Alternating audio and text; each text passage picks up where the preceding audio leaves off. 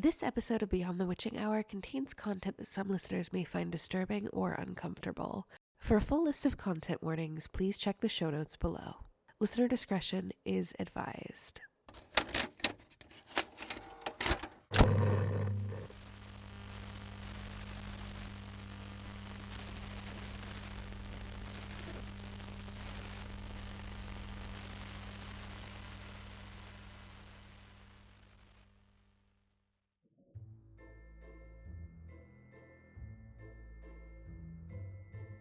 Hello everyone and welcome to a session of Beyond the Witching Hour. And for this one-shot session, we are using the brand new TTRPG known as Gothica Plagueworlds, which takes place in a Victorian-inspired grim world full of evil creatures, wicked diseases, and plenty of dark gaslamp fantasy. So please join me in finding out who these lucky adventurers are. So, Anna, could you tell us who you are, where people can find you, who you're playing, and what mutation you have started with? Hey everyone, my name is Anna.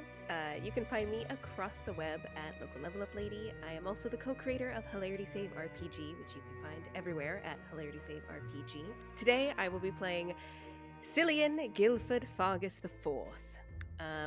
They are a Deepborn, Hellborn hybrid, so they're a little fishy and a little devilish. And the mutation that they have started with is motivational dullness. Like any great artist, Cillian wakes up in the morning excited to do as much as they can and accomplish it, but also feels very unmotivated to do those things and has a difficult time mustering the energy to do those things at the same time. So anytime Cillian has advantage, the first roll of the day, it is negated. It's just a flat roll. Ouch. Very unfortunate. Alan, could you tell us who you are, where people can find you, who you're playing, and what mutation you have started with? Hi, my name is Alan. You can find me on my two shows, We Open With and Quick, I Need a Game. I'm going to be playing Gotham, the ghost of the Masquerade, a little ghost boy, spirit-born.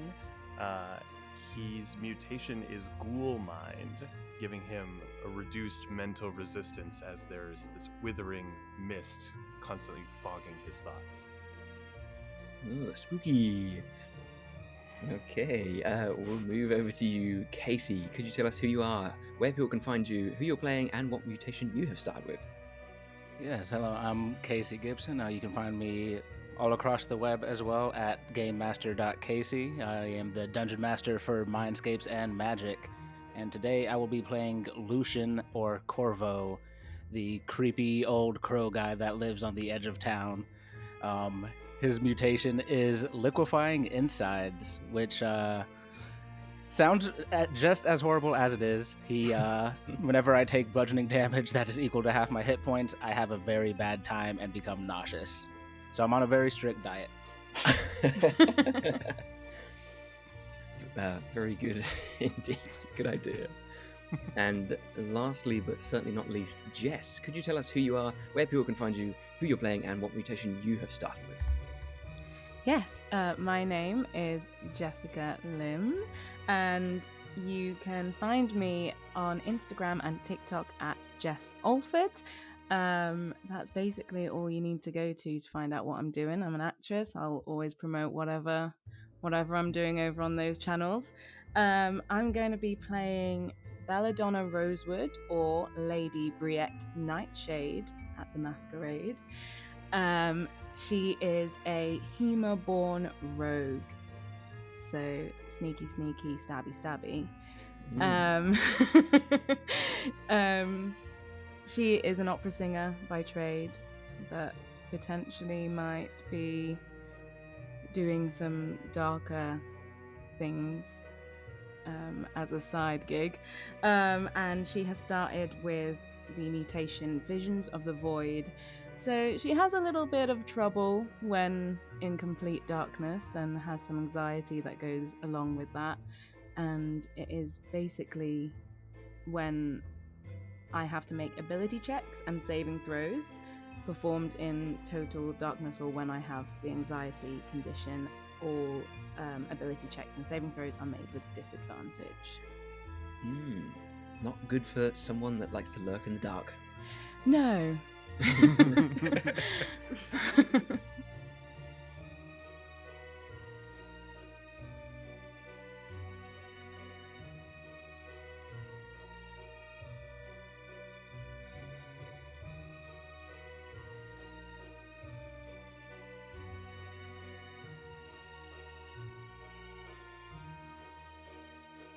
We enter the world of Daelithim, which was once a suitable realm for the mortals to call home. The world was once praised by its elders as a perfectly balanced ecosystem of good and evil. That was until a curtain of disease was pulled across the lands, forcing the ancient bloodlines to retreat into their ancestral homes, and the humans to defend for themselves. Their resilience to survive, however, has allowed them to build the safest land in the mortal realm, known as the Haven Lands. And within these human-controlled lands, you four find yourself living as peacefully as you may, a tranquility that is swiftly interrupted by a single envelope that is slid under your door that reads, "You have been invited to join Lord Damien for a week of celebration at Willowfield House. A black carriage will arrive at your accommodation in 3 weeks on the last working day of the week. If you find yourself lacking, then apparel will be provided." These weeks pass, and as the letter instructed, a black carriage arrives silently outside of each of your abodes. An equally silent driver mans the reins as he clicks a button under his seat, activating the carriage door, which gracefully opens and provides a step that presents itself to you.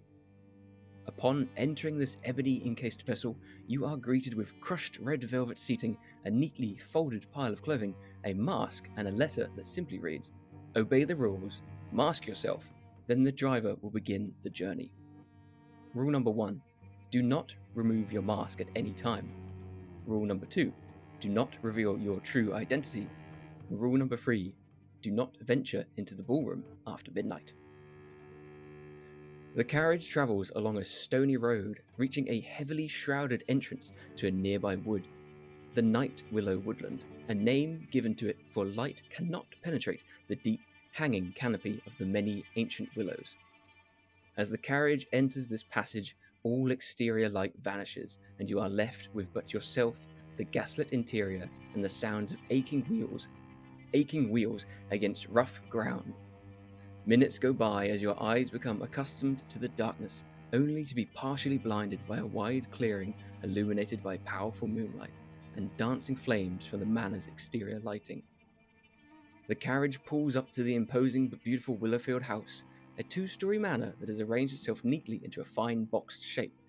A large glass dome sits atop the welcoming northern side, with large obsidian pillars that frame the doorway, drawing your eye to an open door which seems to be housing a bustling and very raucous party.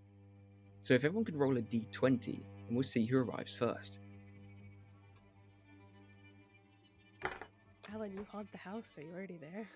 That's what I'm wondering. Oh, Alan, don't roll a d20. Got it.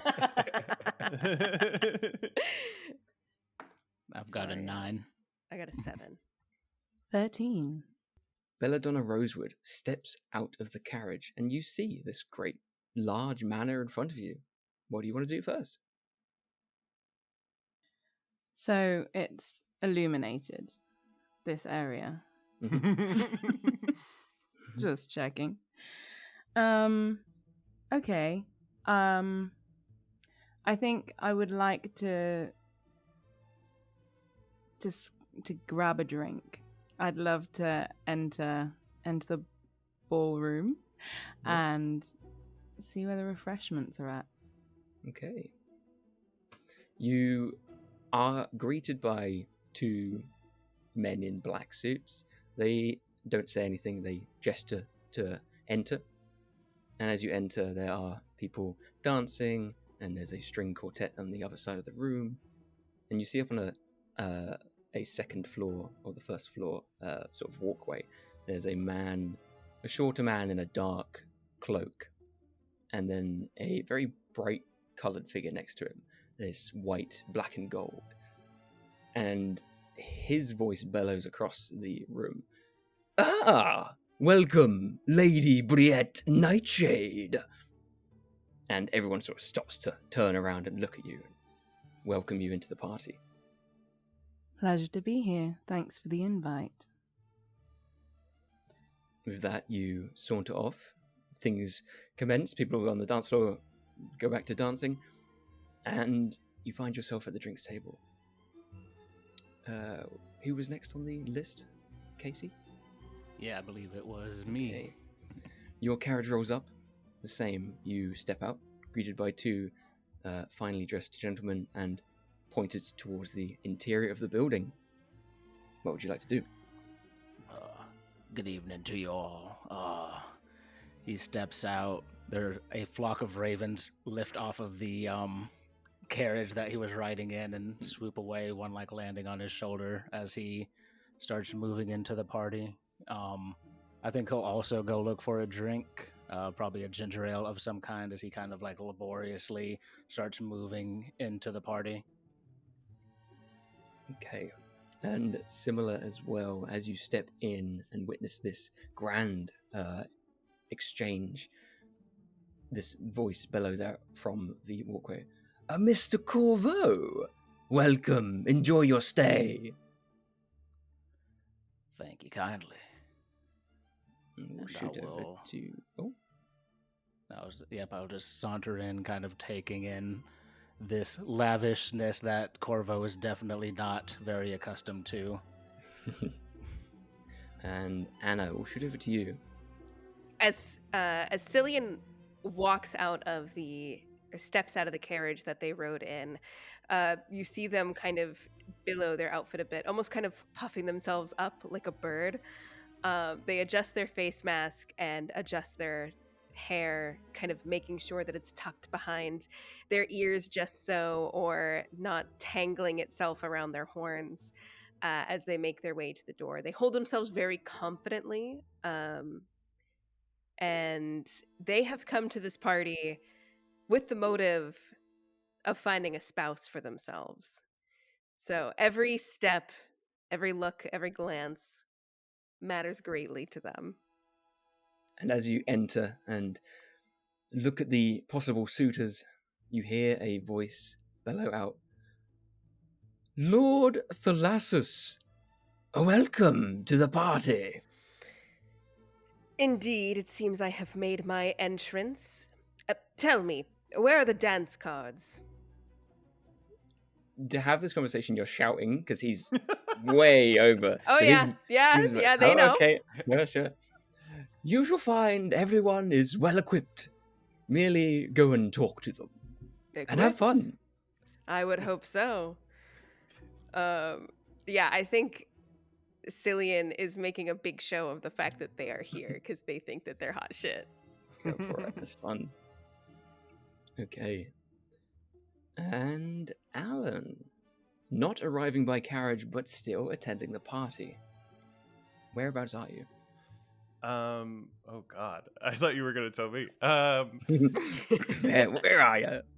I think Gotham is like spinning round with a younger lady, this like small little boy with this weird mist coming off of him. He has a full head mask that has like a bowl cut of brown hair and just this wide, like teethless smile with huge dimples. And he's just like bouncing up and down, holding both hands of this lady, like spinning around. He's just like, "You're so good at dancing. This is so much fun." Thank you, young lad. Where are your parents, by the way? My parents died a long time ago. Where are your parents? Oh, my parents died a long time ago also. We have so much in common. We should dance forever. Yes, I okay. And you see her reluctantly sort of look around for an assistant to help. We will explain briefly. As you're now all here, you'll see that this ballroom is a large domed room. It has this ceiling that spans the two magnificent floors, reaching the height of the building, allowing for a first floor walkway, which your hosts appear to be on. The roof itself is made entirely of glass sheets with ornamental metal supports, which allow the moon's rays to penetrate directly onto the marble dance floor. Along the outer edge, multiple ornate tables are placed symmetrically around the room, each holding a feast of hearty meats, brightly coloured drinks, and delectable treats. At the southern wall, a large organ is unmanned, but energized performers placed either side are well equipped with a variety of stringed instruments, as they welcome any and all of the guests to the party. Okay, Wow. what do you guys like to do?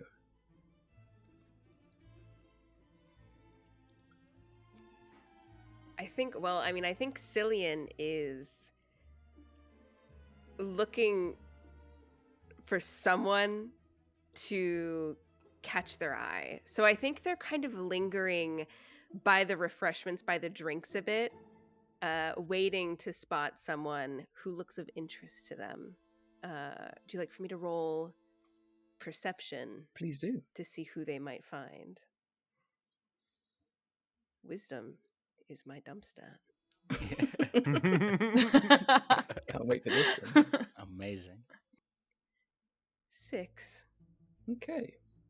You saddle on up to the side of the room, getting a good look at the dance floor and everyone around.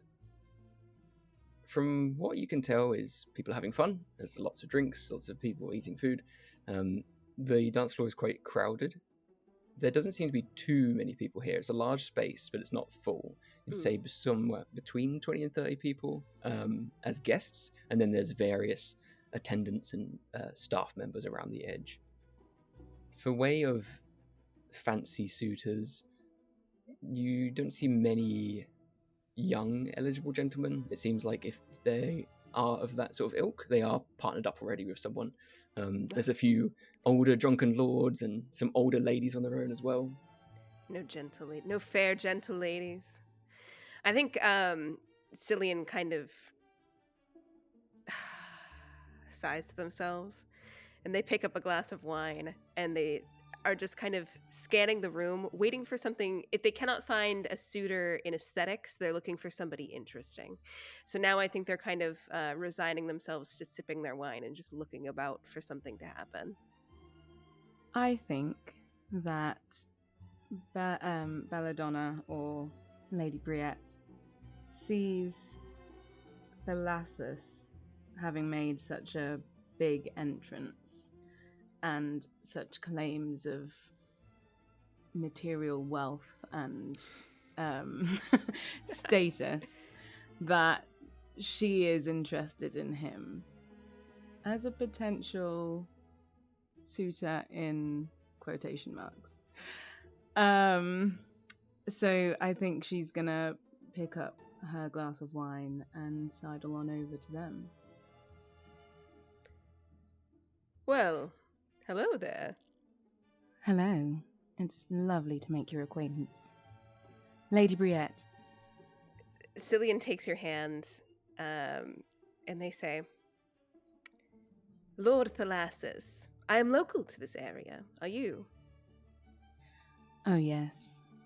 Just down the road. Curious. So you must know the lord of the house, then? Of course, don't we all? How else were we invited to this masquerade? Well, if you look around, it seems there is a mix of folk from different backgrounds. A few commoners there, minor nobles, and even higher aristocracy to the corner. It's quite the blend. I like a mixed party. Makes things interesting. We could take to the floor, if you'd like to see interesting. Are you going to write your name on my dance card? I will fill your dance card. Okay, then.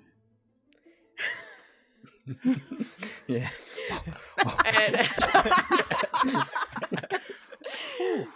Silly, don't come to play, man. Okay.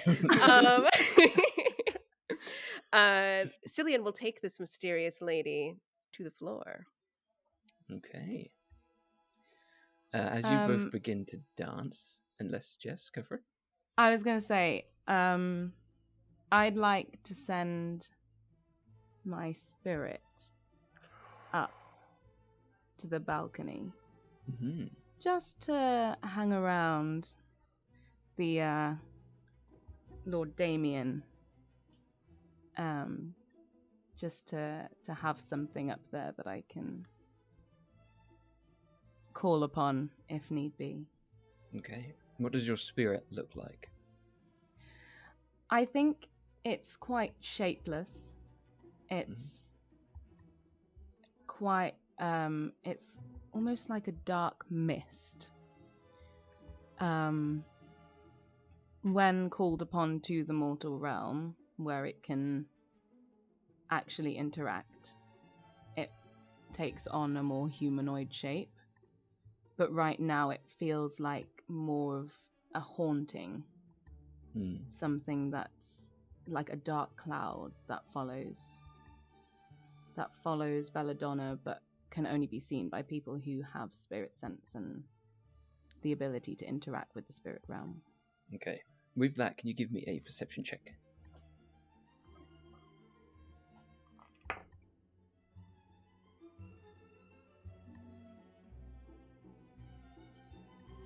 Uh, 16. Okay. As you command your spirit to glide up to the hosts, you notice that the smaller gentleman in the black cloak pays no attention, but the more brightly coloured, energized individual that's been calling out to you looks over the top of his lord's head and stares at this mist before smiling and then turning back and looking at you. I'll give a little wave and go back to dancing. He sends you a little wave as well and a curtsy because he's a funny guy. Okay. Corvo, what are you doing? Yeah, so I think Corvo was going for a drink and then sees these like plates of food arranged out on a table and is like, it's been a while since I've had a meal I didn't have to kill myself, and goes and starts piling food up on top of this plate, maybe like taking little morsels and feeding it to the raven on his shoulder. And I think besides Thalassus, I think what he notices first is this strange child whirling around the dance floor. Is there a check I could make to kind of suss out I see like, I know the mist swirling around them, to kind of suss out what's going on with this kid? Yeah, give me an investigation check. All right.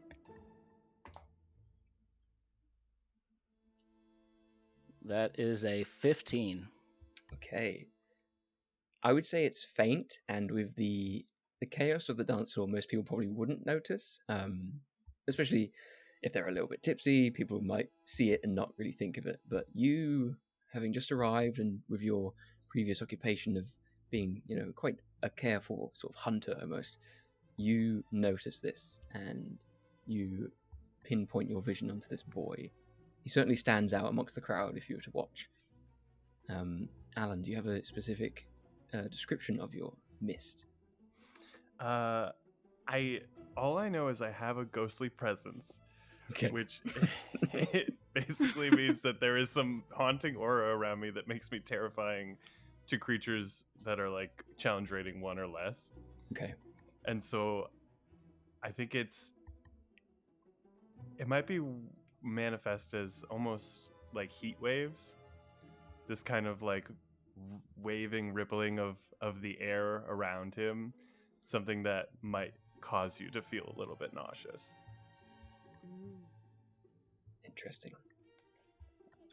So yeah, Corvo, I think Corvo clocks in on this. It was just like, this is why I'm here. House is haunted. And Ghost adventures. Ghost adventures. Like, all right. I think Corvo's here kind of looking for like a job, more or less. He's like, I don't want to go out into the woods anymore. I'd like to be kind of like a groundskeeper, and like he knows this place is on the woodlands. It's like, I know my place in society, and like clocks in on this ghost and is, I think, gonna start moving through the crowd towards Gotham. okay. Full plate of food in hand. Gotham has just given like a really big bow, like almost putting their head to the floor to this person they were just dancing with. And then they turn to see you approaching. Whoa. You're round.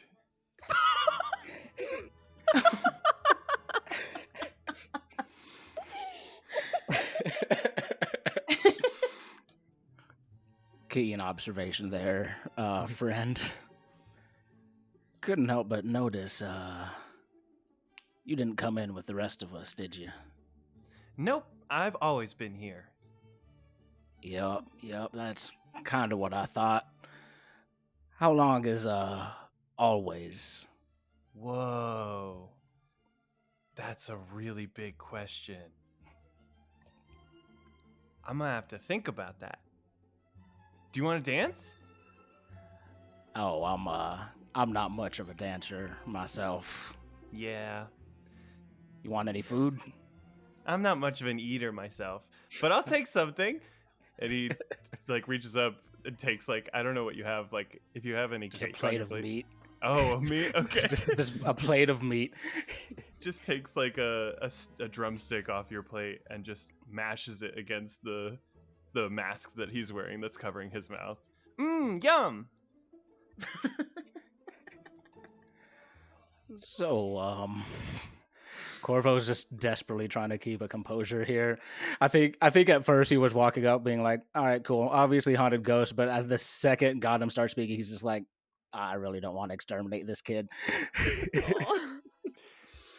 And it's like, so, what do you think of this whole shindig here? This is really cool. Honestly, I've never seen anything like this before, and I think it's really fun. And if I had done something like this in my past, I would have done it like all the time. In fact, I think I like this so much that I think I want it to be my thing like forever. So I've decided I'm going to become the Ghost of the Masquerade, so you can just call me Gotham. Nice to meet you, Gotham. You can call me Mr. Corvo. Mr. Corvo, what's your real name?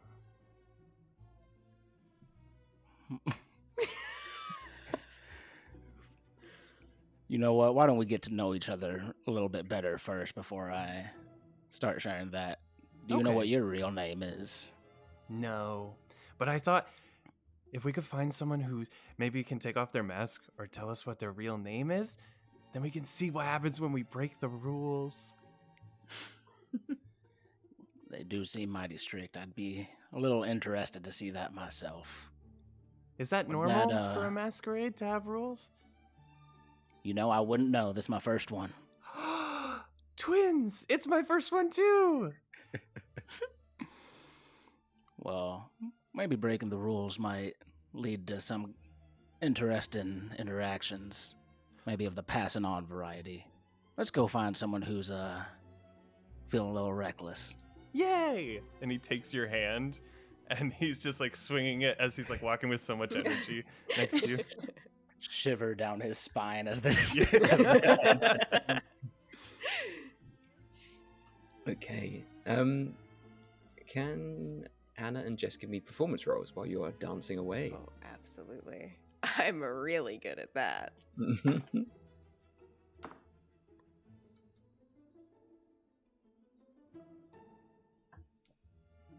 17.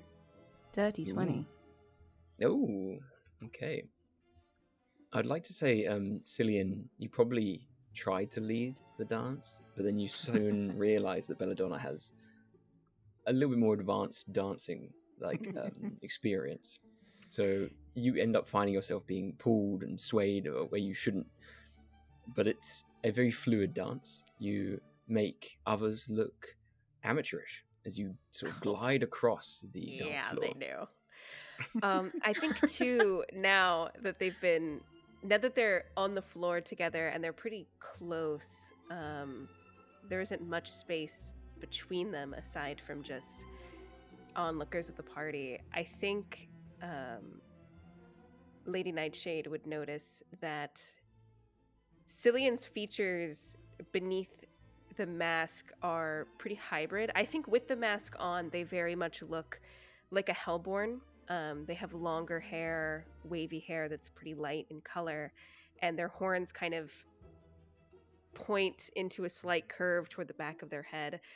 But as you're looking at them straight on now, because Cillian does have piercing eye contact, their eyes are like that of a hunter. They're very shark-like. Their pupils are very pointed.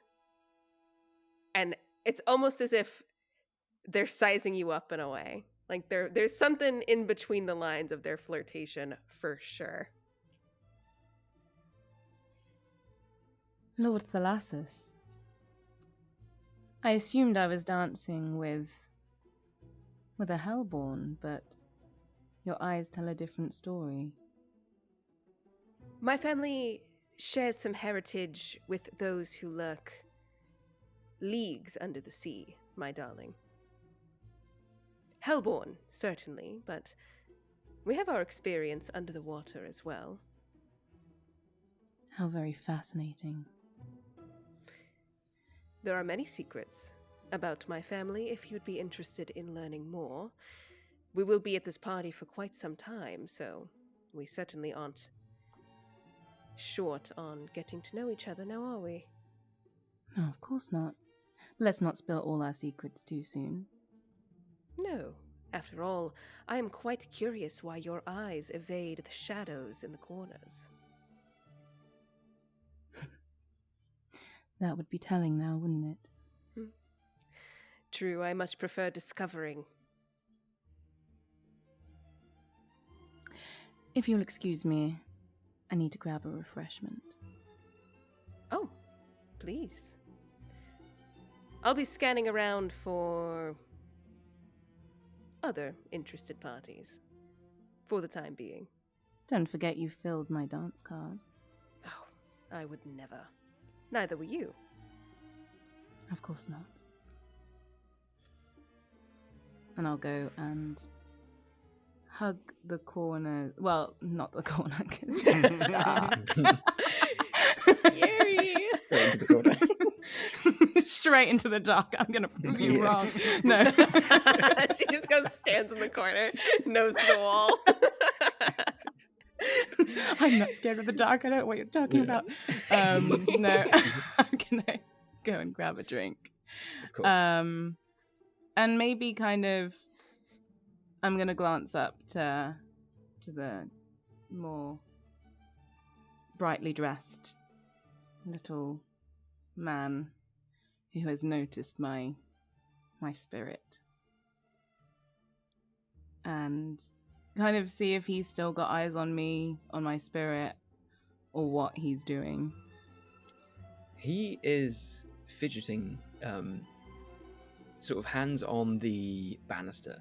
You see these long arms and long legs sort of appear from this tender but quite tall frame. He's like stick insect-like.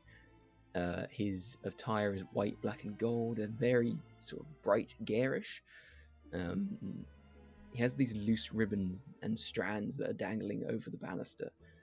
And he has this jester's mask and hat where the little bells are dangling from the edges. And you think if the room was silent, his bells would be ringing out the amount he's moving. But he seems to be scanning at everyone. He can't focus on a single person. Every now and then his eyes shoot over to you, but for less than a second, and he shoots over to someone else, and then another, and another. He seems frantically happy as well, as this mask is beaming with this huge smile. Can I tell what bloodline he is? From this distance, No. I would say it's pretty impossible. He's pretty covered with a mask and a full sort of suit of clothing. You don't see any skin showing at the moment. And same goes for his partner, who is more heavily cloaked in this black and crimson attire. His mask has these great big hellborn horns, although not sure if they are his or part of the mask. They also have these large fangs and painted on blood that dribbles down his chin. He seems less infused, even though he seems to be watching as intently. Now that Cillian's been kind of left to the dance floor, does he notice Corvo and Gotham, the odd pair?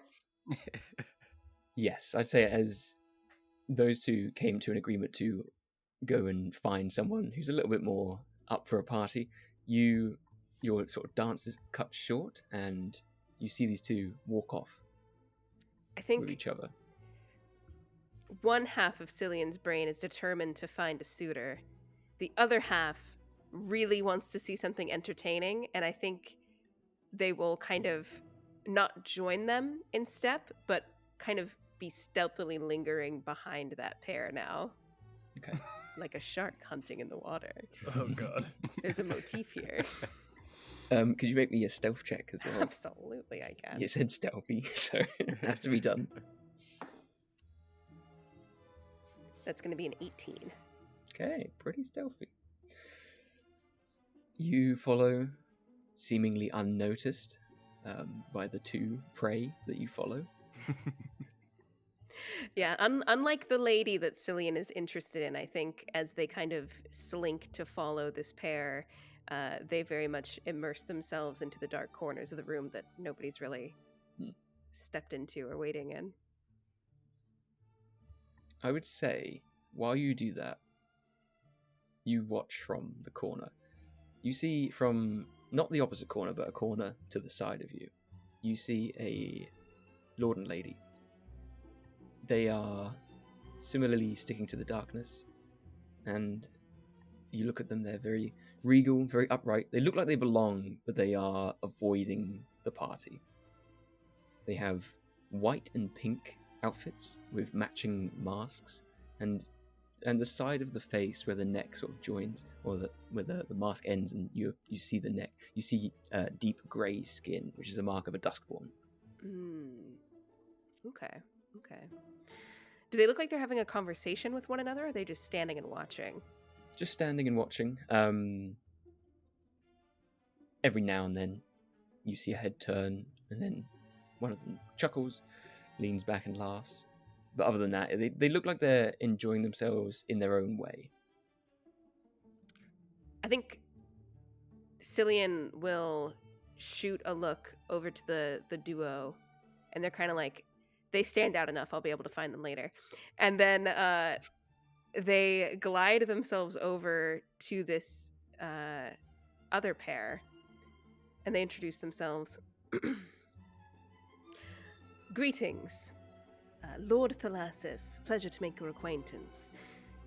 You two received private invitations to this event as well, I assume? The Lord looks over at you and says, yes, we were invited. It's not something we usually attend. We usually host our own, but it's fun to be a guest once in a while. How about you? I, in truth, have just arrived. What do you think of our host for the evening? Quite the eccentric, is he not? Very. Although I don't think the one speaking is our host. And he points to the smaller gentleman that seems to be watching carefully.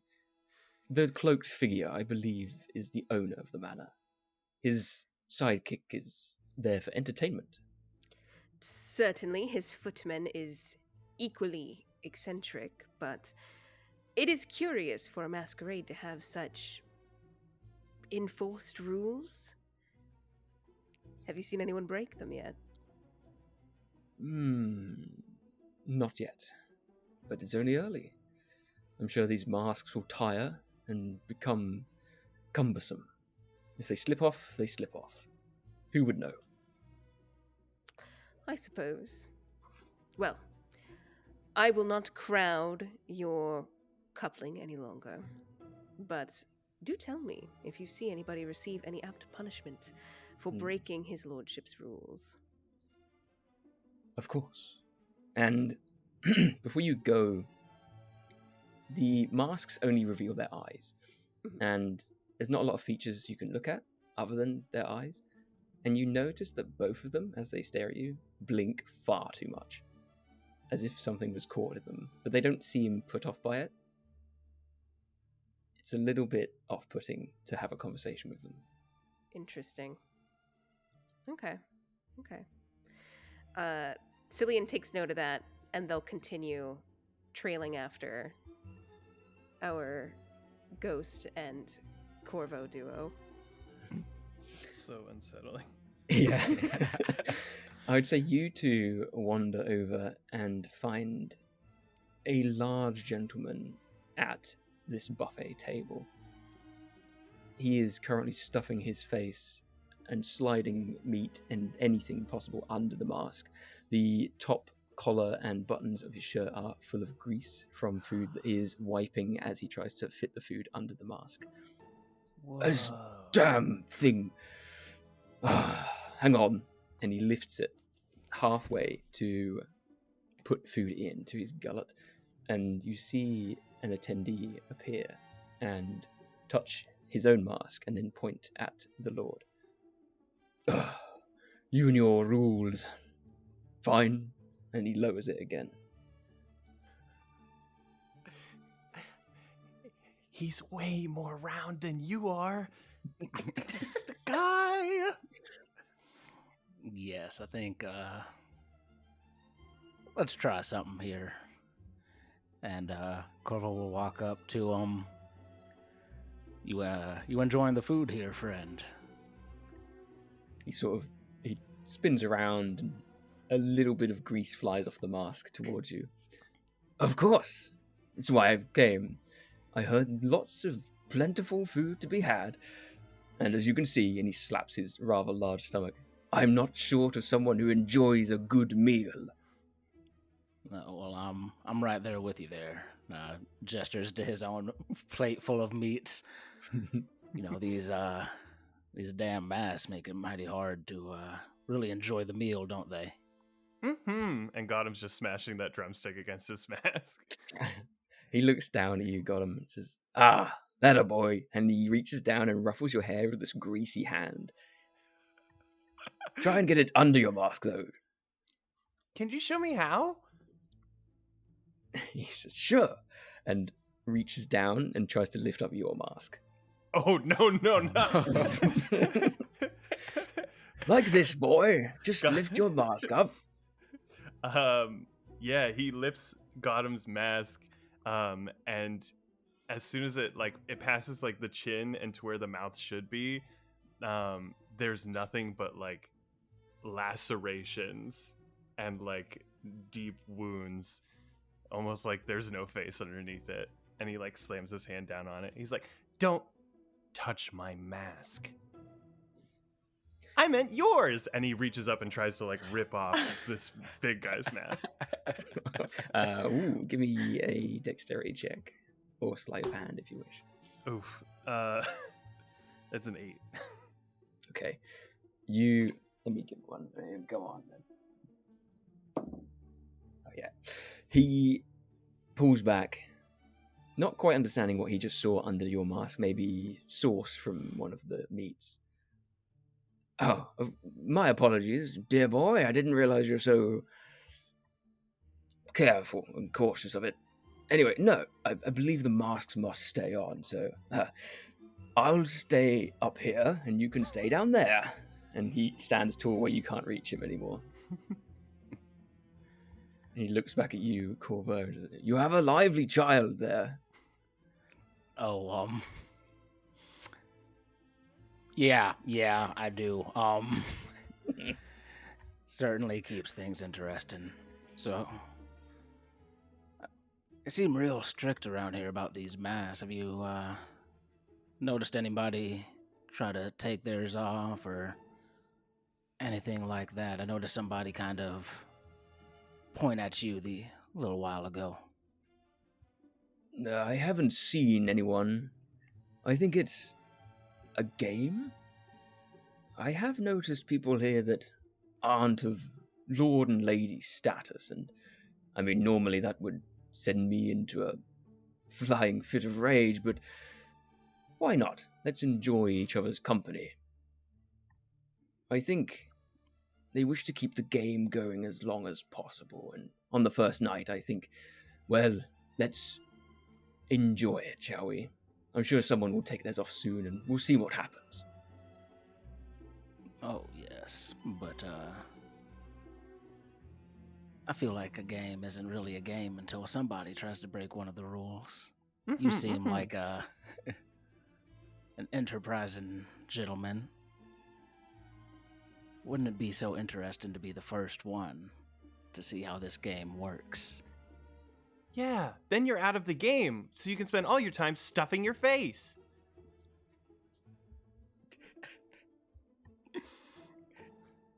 I am not shy of a gamble. Let's head this way. And he carries his plate of food over to a double door in the west of the ballroom. Clicks the handle, opens it, and you walk into the parlor room. Yeah.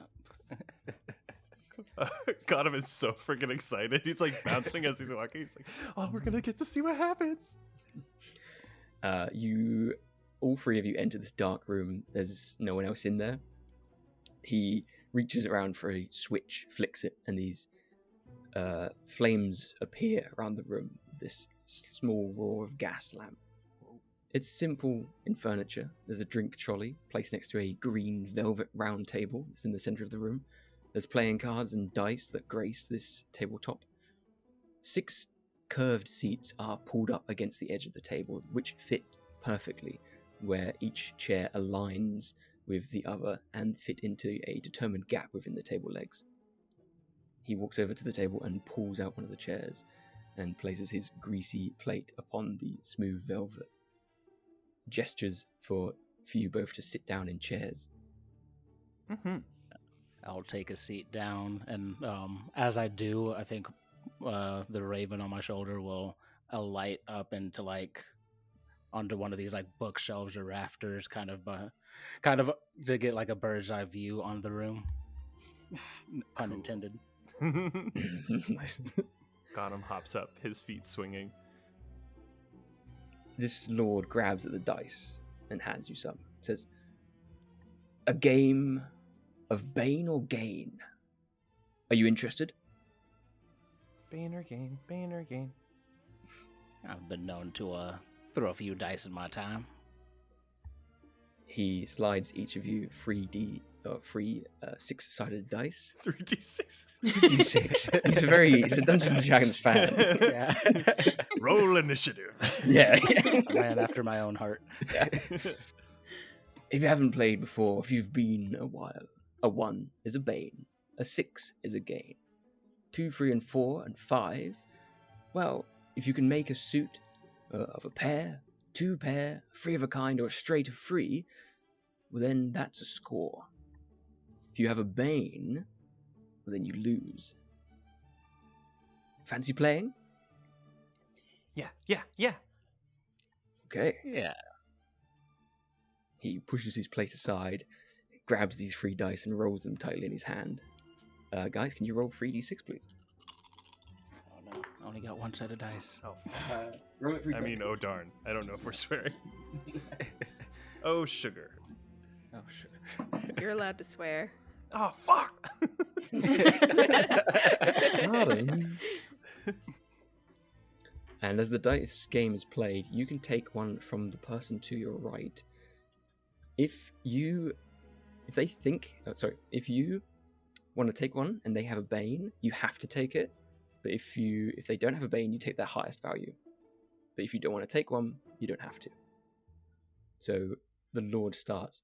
We're I'll not go actually first. Yeah. The Lord. I do not have a bane. And it passes over to you. Got him. I have a bane. I have a bane. Am I not supposed to tell you that? You can bluff and play the way you wish. Oh, then I have a bane. Excellent. Mr. Corvo. If you introduced yourself. I'm not sure if you did. Forgive me, how rude of myself. My name is Mr. Corvo, and I do not have a bane. Interesting. And I think, so the dice are hidden, right? We're hiding our dice. Yeah. I think Corvo's gonna use his ranger ability to take a peek through his raven's eyes, Ooh, nice. to take a peek at this noble's dice. Okay. It's pretty easy. He's not hiding them from a bird above his head. He has a 3, a 5, and a 1. Yeah, So I think I'm good with what I've got. Okay. I would choose from Gotham. I believe you don't have a bane. Show me your hand, boy. I have a 1, a 2, and a 4. And he scoffs. Gah! And he reaches over to take the 1. Well, Gotham, choose from your father. Got him like slow turns towards Corvo. Daddy! Oh no. I don't want to take anything from my dad. I can just sit or stay or right?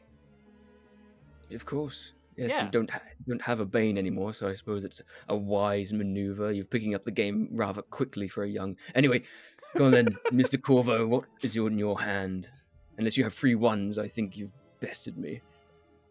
Yes, and Corvo will show his. I got a 3, a 3, and a 4. Oh. A pair. Well, you're quite the pair yourself. And he flicks the dice across the table in a bit of a rage. Picks up some food and eats it, and he hits the mask. Oh, lifts the mask up, shoves food in his mouth. All the way off his head? Oh, yeah, he's just like, get this thing out of my way. I'm kind of annoyed now. Got him like leans up and puts both hands on the table. Is like staring intently to see if anything happens. The guy's munching away, doesn't really take much note of what's going on. Eventually he looks around the room and looks really confused. And then that confusion becomes a little bit of a terrified nature. Then runs out of the room, sort of screaming and panting for breath. Well, that was odd. Is that... I have no idea what just happened. Let's follow him. Mr. Yeah, Roundman, come back. Yeah, I think Corvo will get up, slight sloshing sound as he's moving, and starts taking off after this nobleman. Okay. He runs out into the ballroom and admires everything in horror. He looks around, looks at his hands, looks at the floor, looks up at the host standing on the balcony. What is this madness? Tricks in the food, pills in the drink. He shouts to everyone. The music carries on, but people stop dancing. Leave this place. I don't understand this Lord's intentions, but this place is cursed. And he heads for the door and walks out without being stopped. Do the greater people around in this ballroom, or like Lord Damien and his little footmen, like, have any reactions to this? Not really. The jester character at the top starts to hop in place with even more excitement and runs away out of sight. Moments later, he appears in the ballroom on the ground floor with all of you.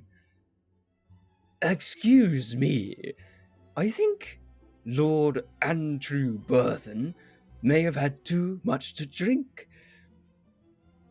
I will see to his needs. He will be sent home. For a party of a week-long celebration, he cannot ascertain the beauty that we will have. Please, dance, eat. It's not poisoned. I check myself. And he picks up a piece and eats it and runs off outside the door. And he kind of runs with his knees super high. It's very unsettling. People begin to dance again. People think, okay, that's a little bit odd, but we've seen drunken lords at parties make scenes before. Can Cillian see where Lady Nightshade went? Ooh, where did you go? If you want to roll a perception and stealth, if you want to be super stealthy. I don't think I was stealthing. I'm by the drinks table, but I am observing everything. Like I'm kind of observing the dance. If Like, I'm what honest, just happened? I was observing you. Oh, To see where you went after, because I was a bit suspicious. yeah. I feel like Cillian like is scanning the room, and then they lock eyes, and Cillian's just like with a look is like, "Did you see that?" yeah, crazy is my expression back. I might like gesture with my head to like incline it to be like, do you want to join me? Does Cillian see that the pair that they were eyeing earlier ran out after the guy who did not have his mask on anymore?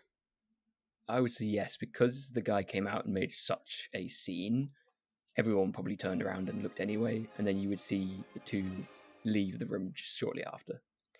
I think in response to Lady Nightshade's head tilt, Cillian turns their head over to Corvo and Gotham as like, let's go talk to these guys instead. I might my way over. Yeah, Cillian will also make their way over to Corvo and Gotham. Well, hello there. Good evening. Good evening to you as well. Pleasure to make your acquaintance. What have you two been up to? I think we just saw someone have a mental breakdown. Yes, I think we I all don't think did. that's too far from the truth there. Corvo, pleasure to make your acquaintance. Thalassus, pleasure is mine. Briette, pleasure is also mine. And I'm the ghost of the Masquerade, and the pleasure is all of yours. Well, aren't you a charming little lad? He's definitely interesting. So then, Is he yours? Yeah, this is my dad. Wow. Corvo is just frantically shaking his head. Don't be embarrassed of your son. I was an eccentric lad when I was growing up as well, and now look at me. An established lord at this party. So, what did you do? Spike his drink? We played with dice, and then we made him take off his mask. Ah, rule breaker. Now that is very fun. I don't know what happened, but I don't know. I don't know what happened. Yeah, I'm not too sure either, but I think I'd recommend maybe keeping our masks on, if at all possible.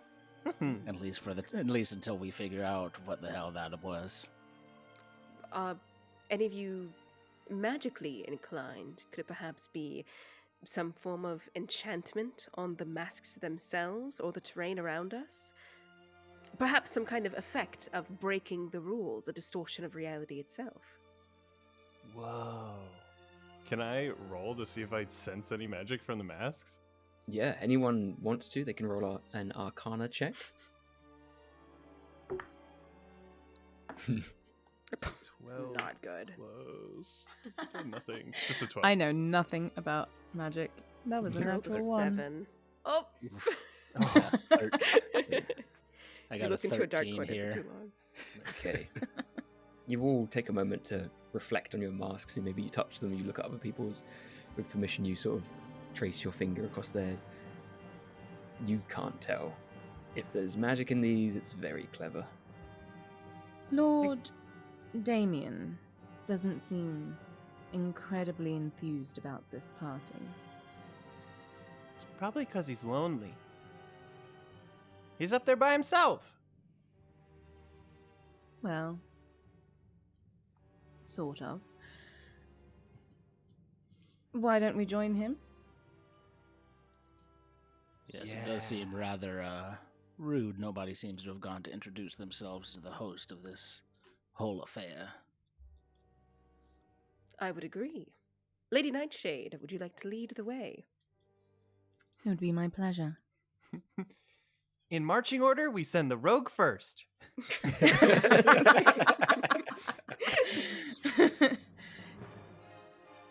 I go. You find some stairs around a corner. You have to sort of take a couple of corners to find them. Eventually you head up, go down a corridor of many closed rooms or closed doors, and you find the light of the ballroom, and finally take that last corner, and you see Lord Damien standing over the banister or balcony. Lord Damien, thank you so much for inviting us to this wonderful party. How are you? And from this level, you can see him a little closer. This black cloak that encompasses his figure is very long, and he's already a short individual, but this makes him look much, much shorter. The garment adorns the two colours of the black and blood-red crimson. All of the abundant material lays behind his feet, similar to a train on a ceremonial dress. The darker tones of his clothing contrast his pure white skin and opaque eyes, which can be seen behind the mask, which, as again, has these large horns, jagged fangs, and blood painted down the chin. And he turns to you with these opalescent eyes. Thank you for coming. Do you not want to dance and join the masquerade with the rest of your guests? I enjoy simply watching. This guy's boring. Got him.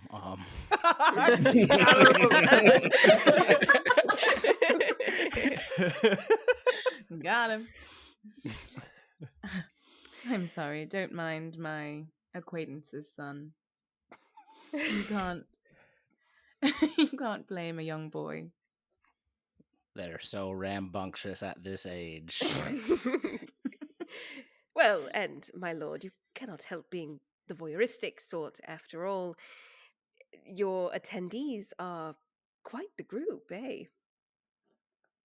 Yes, finely collected from all over.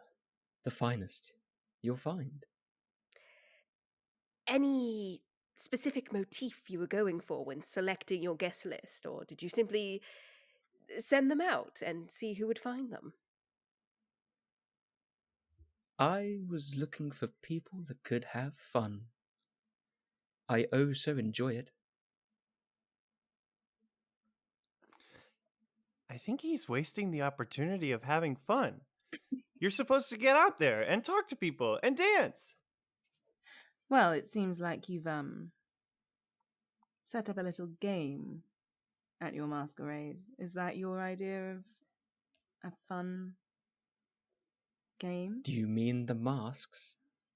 I mean, the masks, and no masquerade I've been to before has had so many rules as this one. If you don't follow the rules, bad things happen. I've learned Yes. that before. I mean, I think we all saw it, didn't we?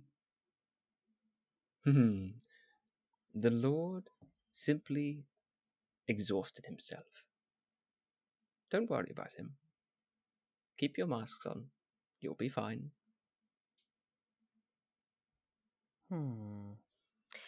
Hey, Elliot. Yeah.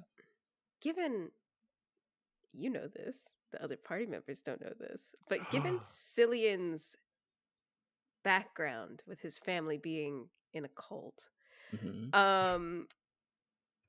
the way that the Lord is addressed, could I make maybe a religion check or something to see if he has an occult belief system that Cillian would be vaguely familiar with? Because he's saying all the right words, but something about them is nefarious in nature. Yeah, sure. That is a 24. 19 plus 5. Ooh. You would say the cloak itself and his attire is pretty mundane. The mask is very reminiscent to a strong Hellborn lineage. It's not chosen at random. It has unique features that only certain family members and lords and ladies of like a Hellborn lineage would have. Other than that, you're not entirely sure his motive, but you can tell that that mask was designed on purpose and not chosen by random. My lord, your accessories for the evening. I believe I have a distant cousin with very similar taste to yours. Cillian taps their horns. A devotee, perhaps? He swings his neck up to meet your gaze. Oh, a horned one as well. I am merely a fan of your kind. This was designed by an artisan, one like yourself. I do not understand the intricacies of it. Can I roll an insight check? Is he fucking lying to me right now? You can. Is this too fucking lying to me right now? Fucking lying, dude. You lying? Bro, you tell fibs. 13. He's hard to read. He's not giving you much emotion. I'd say you get the hint of a lie. Yeah, I think everybody else would see, even though I think these masks are obscuring a bit of like the movement of their brow bones or kind of those really intricate facial details, I think everybody else would notice Lord Thalassa's kind of very subtly bite the bottom of his lip and his eyes narrow in the direction of the Lord. I see. And with that, he looks at all of you. Thank you for wanting to see me. You're the only guests that have done so. But I shall leave you. Turns around and wanders away with his cloak, sort of following in that snake-like pattern as he disappears down a corridor. If you're ever looking for a groundsman for your property, just give me a call. He looks over his shoulder and says, "Thank you," and then leaves. Cillian, as soon as the Lord is out of view, Cillian, all too familiar with everybody already, like wraps their arms to throw them into a huddle, and they're like, "He was lying." No. I wish he had stayed longer. I could have possessed him. That is a shame. Got him. You're making me a little more wary of you every moment. Private school does wonders.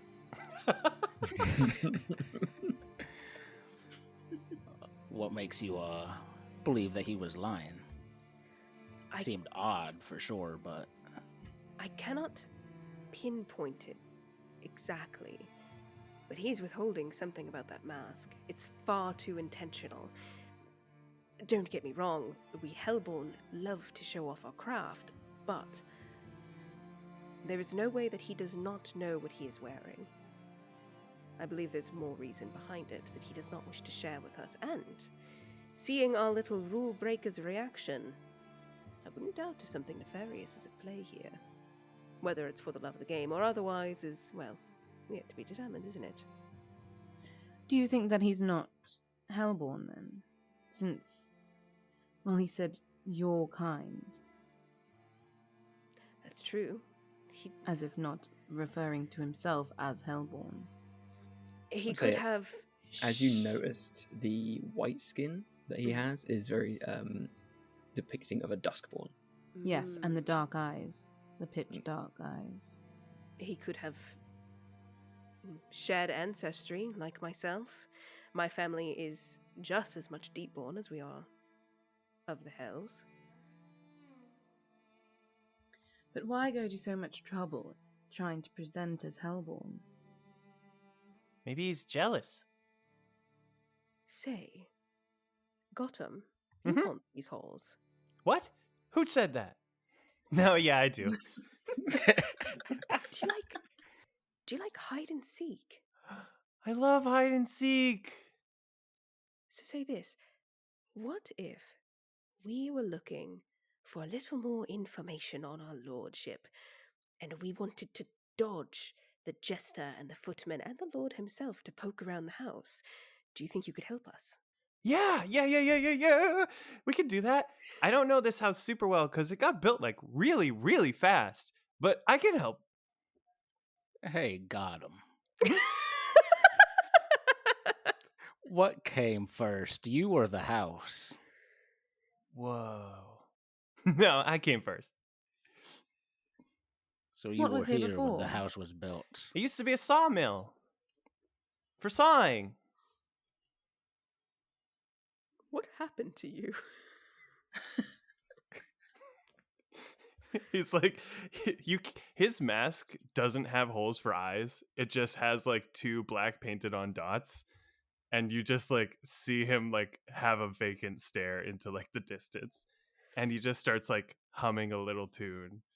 He's just like, heave ho to and fro, you pull hard and I'll let go, jump on in, screw safety, faces aren't for you or me.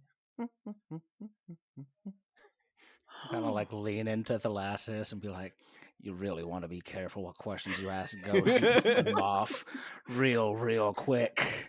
I've never met one before.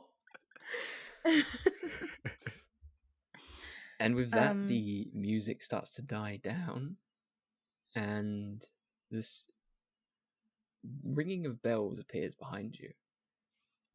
Oh, you chased our dear lord away. That's unfortunate. He's not one for company, you know. And you turn around, and the jester character is standing there. I wanted to talk to you anyway. I'm so glad you found us. He found us. We lose. You're playing a game. I do love games.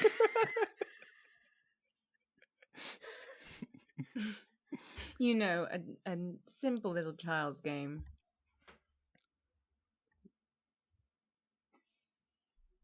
Sorry about that. That is so ominous. It was so loud as well. I don't know why. It was the afraid my code computer word. broke. Where's the sleeper agent? Yes, you can carry on, sorry. No, just a simple little child's game. So, what is your name? I feel like you know all of ours, and we know so little about you. Oh, there's plenty of time to get to know each other. Anyway, this evening's events and entertainment are now over. We're closing in on midnight. Let me show you your rooms. Luckily, you're already on the right floor. Turns around and starts to wander with a very staggered gait with the jingles of bells. Come along. I will follow, but I am going to leave my my raven Nice. perched onto a chandelier in the ballroom. I follow and bring my spirit with me. Since you are a modest guest of 4, you should take these 4 here. And he points at the next 4 doors. As he opens the door, he leads you in. It's a fairly modest room. It seems the majority of the funds have been spent elsewhere in the home. A double bed with dark green sheets accompanies the dark-stained willow wood, which seems to be the obvious choice of material for the furniture. A private washroom is adjoined to your bedroom with a suitable lock, one that matches the door to the hallway. And as bizarrely energized as this place may seem, you now have some privacy. As the Joker character leaves you to it. My name's Twinkle, by the way. Goodbye, and good night. I don't sleep. I do. That's just a little joke, a little jokey joke. I sleep. Oh, you are I very hate you. funny, Twinkle. Okay. Good night. Good night, Each of Corvo. you have your own room. Good night, got him. Good night, Brielle. Good night, Thalasis. Just like yelling into the hall. Good night. Wait. Gotham, can you materialize in my room? Yeah! And he opens the door and walks across the hall and then goes into your room. You're a ghost. You did not just appear. No. No. Listen. I think come tomorrow, we should poke around in the house, try and gather what information we can. I am most certain there is something suspicious happening here. Mm-hmm. Yeah. That gesture's But- scary. He's terrifying. There is an important rule to my version of hide and seek, all right? Yes, don't take off your mask. Don't take off your mask and do not tell the seekers that we are hiding from them. Got it. Well, how do they know when they won? When they see you, they will know that they have won. Got it. Thank you. All right. Sleep well, boy. You too. Do you want me to go? Yes, go Okay. to your quarters. I'm gonna go materialize in my room. He leaves. Opens the door, closes Yeah, the yeah. door. Hear him step across the hall. Okay. Um, You have a few more hours until you need to sleep, or you could tuck in early now. The one nighttime rule was not to go into the ballroom, ballroom. right? Yep. Everywhere else is not in the rules. Mm-hmm. I think Cillian, after talking to Gotham, will give it a beat and wait to listen for footsteps and the slight jingling of bells. Roll me a perception check. Okay. Trying to gather up everybody. I got to avoid this jester. I'm really scared. I rolled a 2. Okay. You don't hear anything outside. It seems like the house is shut off. Yeah, I was just gonna say that I'm leaving my spirit outside my door as like a guard. Can I sense anything out? Because I have like You, spirit yeah. sense, your and I know that spirit. he. So your spirit can't see anything else in the spiritual realm at the moment. Definitely gets a beat on Gotham as it comes back and through, sort of as he walks through the hallway. Gotta make waves to it. Yeah. The image of the jester appears at the end of the hallway.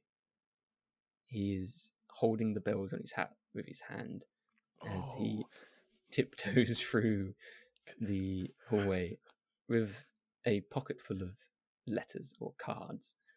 He takes one at each door of yours and slides it under, moving along, tiptoeing to the next one, sliding it. And he does so for each 4 of you. And then your spirit watches him wander off and down the hallway the other way. Were there any other rooms on this floor, or was it just ours? There's quite a few. Yeah, there's And about... He did ignored he- those rooms. Okay. He had 4 envelopes and gave them specifically to you 4. While holding his bell so he doesn't make sounds is crazy. That's so scary. So scary. I hate it. Gonna open the letter. Okay. It's, as it slides through, it's a playing card, and it's a Joker playing card. One side is the typical Joker with the name underneath. The other side, instead of a patterned red or blue, is a small riddle or poem. It reads, "I always turn left unless I turn right. Look for me in the center where the sunlight is bright. If you meet a dead end, the end is what you'll find. When peering through sequins, you might as well be blind." I think Cillian is about to open the door because he presses their ear against the door and doesn't hear anything. So they're reaching their hand down to turn the knob, and then the letter goes under the door. Yep. And they'll pick it up and they'll turn away from the door as to try and not make a sound that they were standing literally right there. And they'll open up the letter. Okay, it's all the same for everyone. I think Corvo is are there windows in these rooms? Yes, to the All outside. right. I think Corvo is gonna go like open up his window, get a breath of like fresh air, and makes like a little whistle as like the rest of his raven flock that he left outside kind of gather at the window. He pulls some meats out of his pockets that he had stashed away, and kind of feeds them, and is then just gonna send them kind of swirling around the manor, and is gonna like project his vision into their eyes and just kind of wants to see if there's anything odd going on the outside of this like manor, because he definitely feels like there's some weird shit going on the inside. You you fly around in the vision of your crow. Other than the odd servant clearing up in the ballroom, it doesn't seem to be too spectacular. It looks like a house that's being turned down for the night. You fly into whatever vacant space you can without opening doorways, and yeah, it seems pretty normal.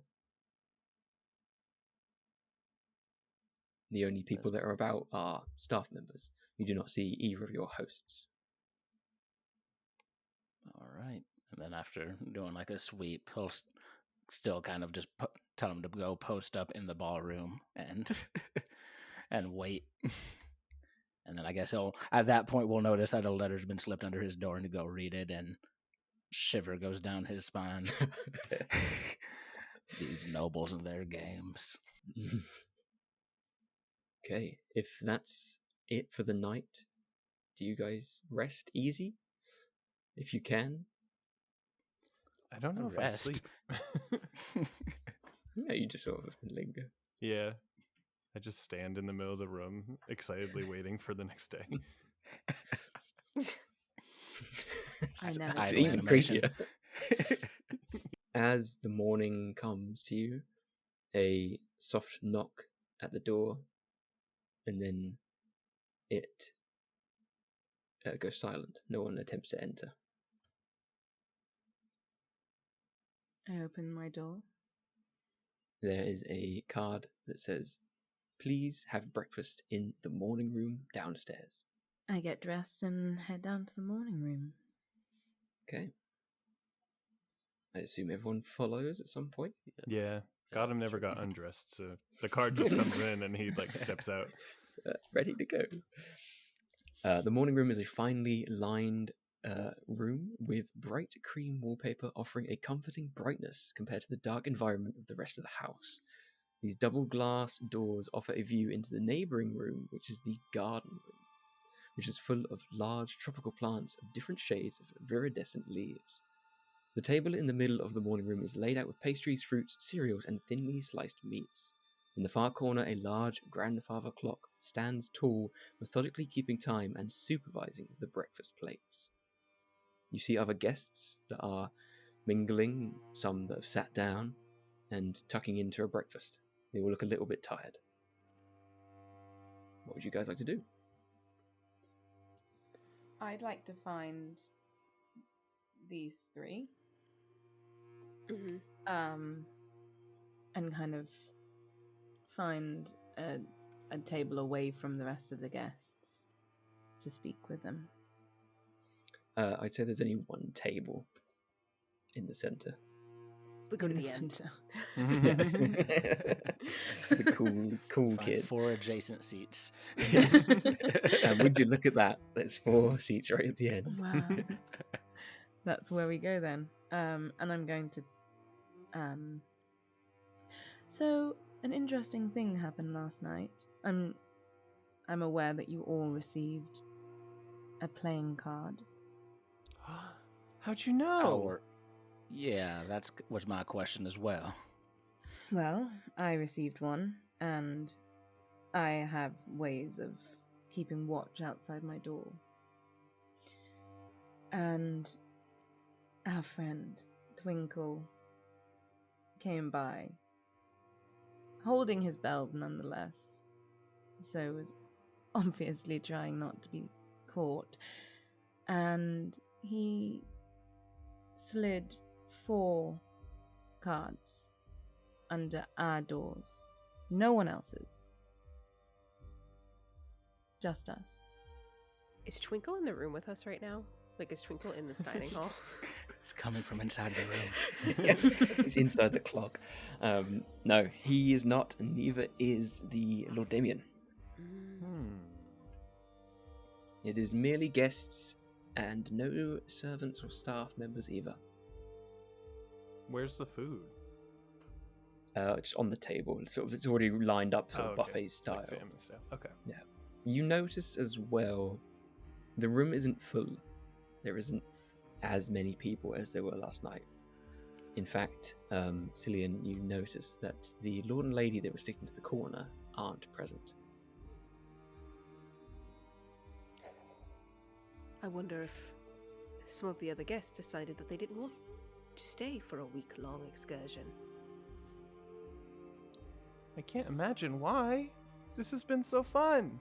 I hope it doesn't last a week. I hope it lasts forever. All right. Why do you think us 4 were singled out? And yeah, do you think those nobles decided to leave, or maybe sleeping off some hangovers? I can't think why we were singled out. I assume I've never met any of you before. Though, of course, I don't know your true identities, so... Oh, that's true. We could all be family. We are the only group who greeted our host. It's true. Or perhaps his lordship may have noticed that I realized he was lying to us. But surely we would then be part of the company that did not show up this morning. Potentially. But it wasn't the Lord, right? You said it was the jester that gave us the cards. Yes. Though he could be working for the Lord. Well, I assume he's working for the Lord, though he could have plans of his own. Oh. It's a game! He said he loves games and he gave us a game! We're supposed to do the game! Well, does anyone have any clue how to answer this riddle? Because it is not in my expertise. As you say that, these double doors that open into this garden room are swung open, and Twinkle is there. Good morning, everyone. Rise and shine. I see you've fed yourselves to the brim. Oh. And he looks over at someone in particular, and then walks away. Follow me. Who was it? Yeah. Who is that person in particular? Who was it? There is this small girl. She's like a young a young adult lady. And she seems really shy and nervous, and that interaction has just made her face go completely red. And she looks around as most people cottoned on and looked at her at the table. And she was just then sort of delicately cutting into this small cake. Cillian's gonna swoop in. Hello, my lady. Hello. I guess I'm not the favorite, apparently. Wow. Who needs favorites? Sweet Tooth, have you? Yes, I'm not one much for meats, and the cereals are a little dry for my liking. The cake's nice. Oh, I agree. Eating grain for breakfast is such a boring way to start the day. I much prefer your method. Yes. Should we follow? And she gets up and gestures for you to move forward first. Cillian will hold out their hand to her. She takes it, and 1 second. Is something bad going to happen to me? She takes it and clasps both sides of it, and you sort of feel like a tiny prick. And then she shoots her eyes back up to your eyes, as if to say, my mistake. She looks even more worried, if you can tell from just through her eyes. If you're not his lordship's favorite, I am one of his acquaintances. So how about you stick close to us for the time being, yes? What was your name, lady? Of course, it's Gabrielle Nint. The lasses. Come, walk with me and my other acquaintances. She does so. Everyone, this is Gabrielle. A pleasure. Pleasure. Hello. Dips her head to your...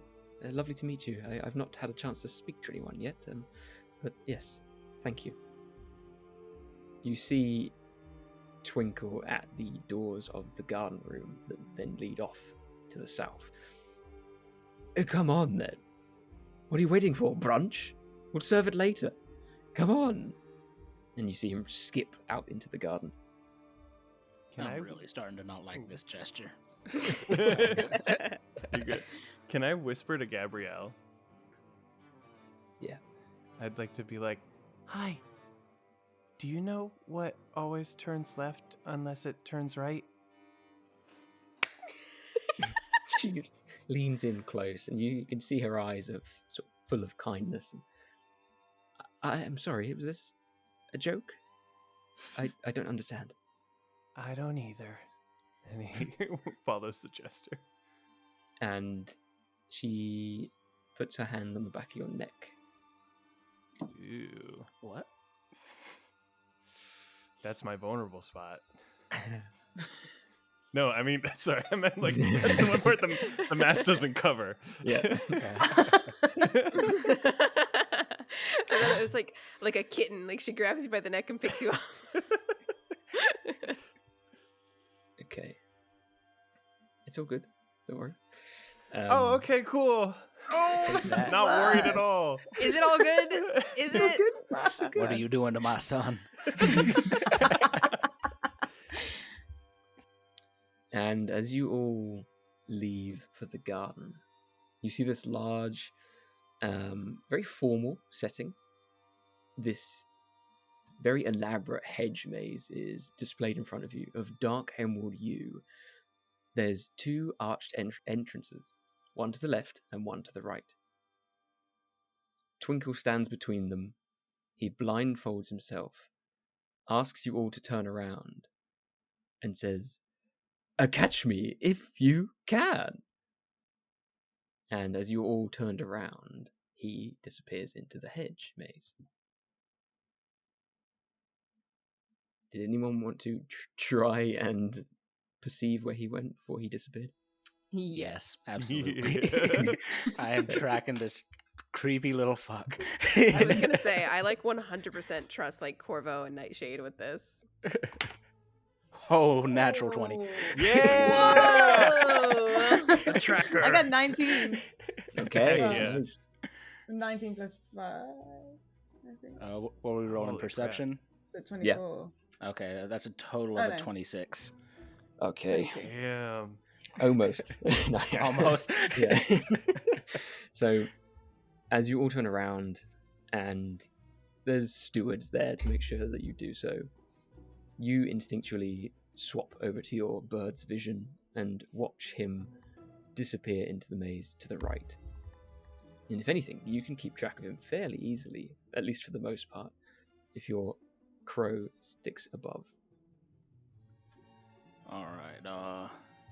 I saw him go in. He turned right. If I could hold someone's shoulder, I can't see from both my eyes and the crows. So if I'll give directions if someone could just kind of lead me along.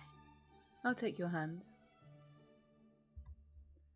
All right, let's Okay. go. Yeah, he went and turned right. You see a bunch of other guests turn around and Right. enjoy the game, spirits, and run off. Some choose left, some choose right. A younger couple run to the left and say, "Oh, isn't this fun? It's absolutely marvelous, darling." And they disappear into the hedge, leaving you four standing there as the last to enter. And you choose the right, unless you Choose wanted the to jump right. in front. No, yeah, I think I'm good with going in last and kind of Sure. just keeping an eye on him. All right. Thalasis, watch our back. There's something odd I don't like about this. Cillian is also going to make sure that they have a pretty tight grip on Gabrielle this whole time. Not in like a way that seems aggressive, but very much their hands are still joined, and Cillian's grip definitely tightens as they follow their friends into the hedge maze. I've got no one to hold my hand. He looks at Lady Nightshade. Can I hold your friend's hand? Yes. And he reaches his hand up to the dark spirit. Take good care of him now. Will do. Okay, you all venture on into the maze. If I could have a group survival check, please. Hell yeah. Go for it. Hey guys, don't be mad, I rolled a 5. Oh, Casey, I'll say you can do it with advantage because you have a pretty clear bird's eye view of the situation. Okay, that is much better than what I had before. That's going to be a 22 total. Oh, nice. 14. Okay. And then whatever Alan's is. So I dumped everything into perception and survival. I know my Very role. useful. Okay. You all succeed apart from Cillian, but Yep. guided by the rest, you make your way through. You come across some lefts and rights and decide that right could be the optimum choice given your riddle or clue. You follow these paths until you reach a dead end. What do you do? This is the end. The end is what you'll find. The end of the maze? Or the end of our lives? Can I don't think that counts for you, friend. Can I reach out and touch? See if I can touch the hedge maze in front of us, like the dead end. Sure. You push your hand through and feel nothing as you push your hand into the maze itself, like the hedge itself. Onwards. As you walk through, you seemingly walk through the middle of a hedge without encountering it at all. Whoa. I wonder why we were given the hint on how to succeed here. It's very scary. Favorites. Keep your If eyes you on could- a swivel. If you could all make another group survival check, please. Whoa, 16 Oh, again. natural 20. 17 that time. Nice. I rolled the same thing, 18 for a 22. Dang. Fantastic. Damn. You- Natural 20 for 21. Amazing. Getting to grips with the layout and the style of this maze, you pick up the pace and start to find subtle clues that lead you in the right direction. Once again, you come up to this dead end. What do you guys do? Forward! And Forward. Gunham like charges it and hopefully doesn't run into a hedge. Platform him, wait. 9 3/4. You pass through the shrubbery and out the other side. I think Corvo wants to take a second now that we've kind of got a pace going, and I think he wants to point his crow towards seeing what the other like party-goers are like kind of doing in this maze. See if he's got a bad feeling. He wants to see if anything untoward is happening elsewhere in this maze. You give me a perception check. That is an 11. Okay. You hone in as much as you can. The hedge maze itself is quite tall, So unless you have your crow flying directly overhead, you are not going to potentially see some of the guests. But is it flying over? Yeah, I think it's like been flying like kind of low and over, not trying to Okay. get fully immersed in the hedge, but Yeah. trying to it's been trying to lead us around this whole time. So I don't think he Sure. was like too far high up. Okay. You maybe cast his vision, or maybe command him to fly over to another corner. You see people struggling and pushing up against hedges and running around corners, people leading each other by the hand. You see this young couple that you saw earlier. They are both coughing quite incessantly, sort of doubled over themselves, one hand in front of their mouth, one hand on their knees to support themselves. They look very unwell. Could I do a medicine roll? Can you see them? They're being seen through the raven. Yeah. Oh, through the Yeah, raven. through the Okay. raven. We They're haven't pretty come far away. across them yet. Yeah, I think Corvo's just like, yep, Maze is bad, and portrays this to the rest of the party as just like, those two nobles earlier. Seems like something's got them sick. They're doubled over, coughing. Maybe they're allergic to hedges. You know, that is This a possibility. particular one. Shall we carry on? I think we'll find our answers at the center of the maze. Yeah. Yeah. How's Gabrielle we get doing out right of now? here. Following, being quiet, just sort of looking at you guys, taking it all in. Okay. Is there any, like, if we look up, can we see, like, is there a cloudy, like, this is a garden room, right? Or is this... This is the outside. The outside. All right, so, like, what's the weather look like? Are there any, like, beams of sunlight coming through? It's pretty clear. It's a bit of a cloudy day, but other than that, it seems pleasant, sunny. Okay. There's Tally no ho. particularly bright sunlight. No, very distinct, defined Beam of light. beams. Pointing towards a center of some kind. Nope. You Okay. here after no. Do you two see anything of note? Kovo, Nightshade, did you notice anything? Oh yeah. we've Mostly. not heard. Oh, sorry, go ahead. No, I was going to say, yeah, we don't actually know that people are coughing and dying. Yeah, I think Corvo just let you know, it's like, most people seem to not be making much progress. That couple of nobles, something's got them real sick. I pulled my raven back before they caught something and caught it too. But we seem to be the only ones really making any real progress here.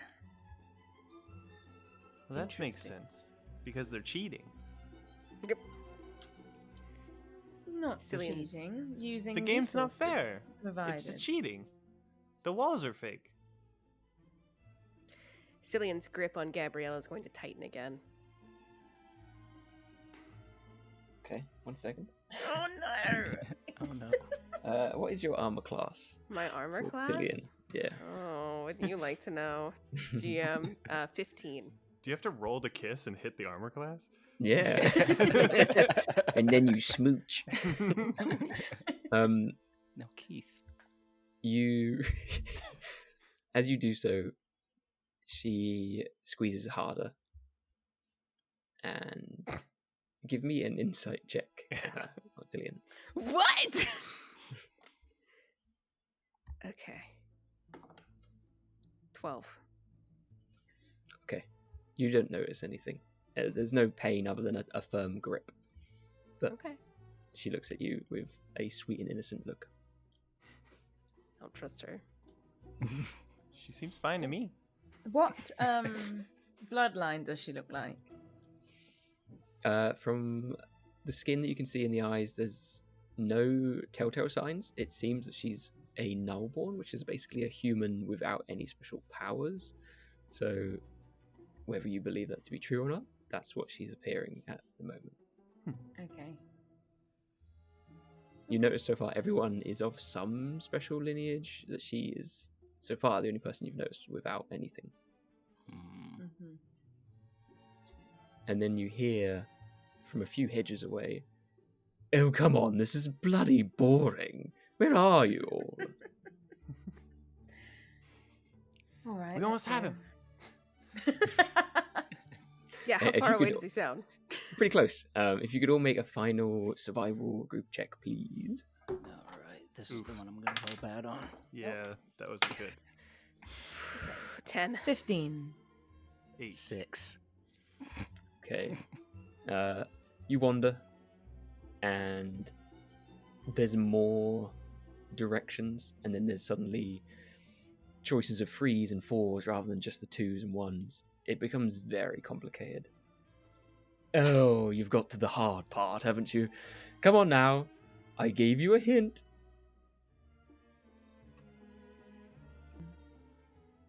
That's about the thing.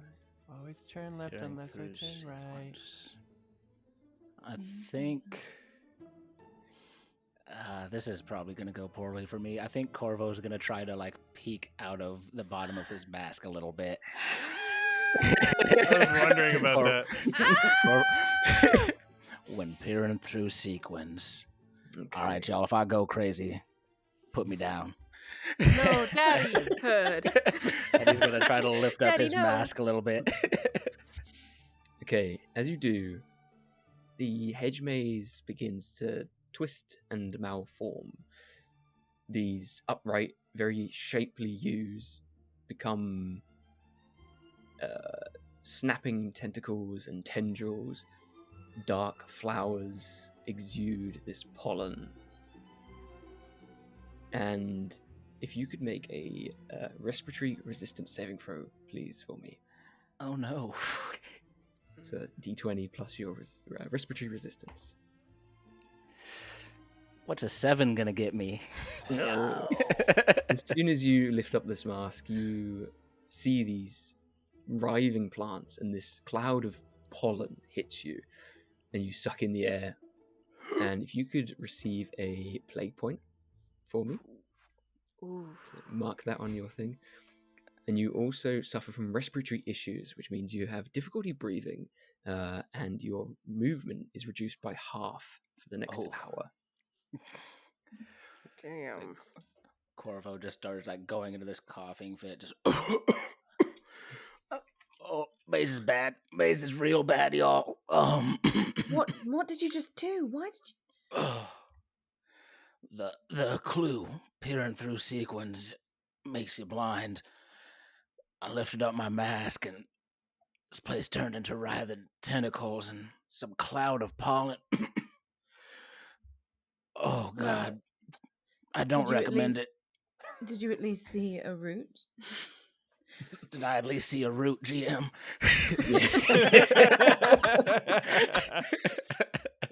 Please, I at would least say- have him see a root. As you decided to take your mask off at this big intersection of like 6 different ways, I'd say as you spun around to admire this horror, you saw, if you head straight to the center, there was almost a complete clear path to the middle. Head straight. If we go straight, we should be all right. Well, thank you for your sacrifice. Just wheezing, just. Yeah, I'm a fall back a little bit, y'all. I don't feel so good. We'll keep in step with you. Yeah, don't worry. Me and Nigel have this. And he starts walking forward with like holding the hand of nothing. This kid. Don't know what's more scary, this maze or him. He never told me his name was Nigel. He Keep. didn't tell me either. I just named him. Oh, okay. Just pick one. You walk through the side of this maze, a side of one of the hedges, and you pass through, and again you pass through. It seems like you're walking through not parallel, the other one, perpendicular rows, and you are shortcutting your way through to the center. And eventually, you come around a corner, and you see a central point with a small pedestal, and a very bored Twinkle sat on the top of it with his legs crossed and his arms crossed and his head in his hands. Ah, I thought it'd be you. Fantastic. He hops down into a cloud of dust. Excellent, excellent. Well, game's over. And he throws up into the air a big handful of confetti and these little streamers that go off in a bang. That's game over, I believe. Well done. Follow me. He grabs you all by the hand and skips to the other side from where you came from and skips through the hedges as you were doing so previously. And it doesn't take long. We're doing He has many hands. How many hands? He takes you over at the front and you make a long line as you skip through most of the maze in sort of minutes, really, very quickly exiting. What about Everyone everybody else? else? They'll find their own way out, I'm sure. Come Why on did now. you want us to succeed this maze? He leans in very close. I like you lot. You seem fun. I like fun. Then let's continue to have fun. Yes, let's. And raises your hands in a victory pose and tries to get you all to raise them. Corvo just desperately still trying to catch his breath, like, okay, yeah, I don't like you that much. Yeah, Cillian will be in on it. While we raise our hands, Cillian is actually going to bump on purpose, because Cillian has one hand on Gabrielle because they're still kind of suspicious of her and doesn't want to let her go.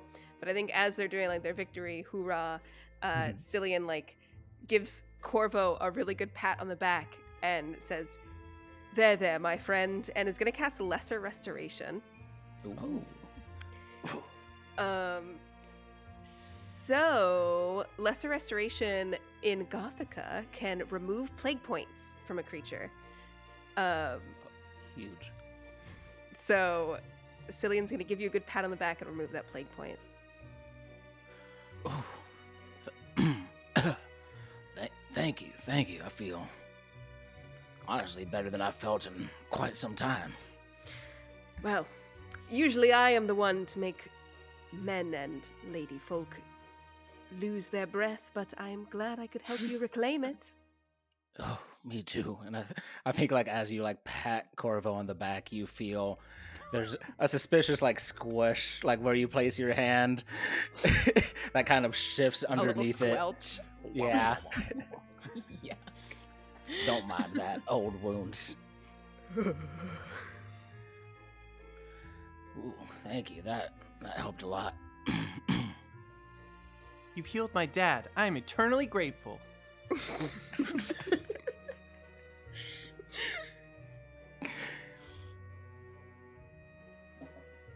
So, what do we win for this prize besides, I'm assuming, in freedom from your never-ended maze? Of course. There is an end, you found it. But of course there's also a little prize waiting for you. Don't tell the Lord. He doesn't like people going here. But I'll show you, it's fun. Come on. And he runs off without you into the house. That's really Follow exciting. after. Yeah, I'm sprinting. As you follow him around corners and bends, he runs up to a door which has a lock on and pulls a key from within one of the many folds of his clothes and says, I swiped this one earlier. Let's have a look. Opens the door and runs inside. Follow trepidatiously after. Yeah.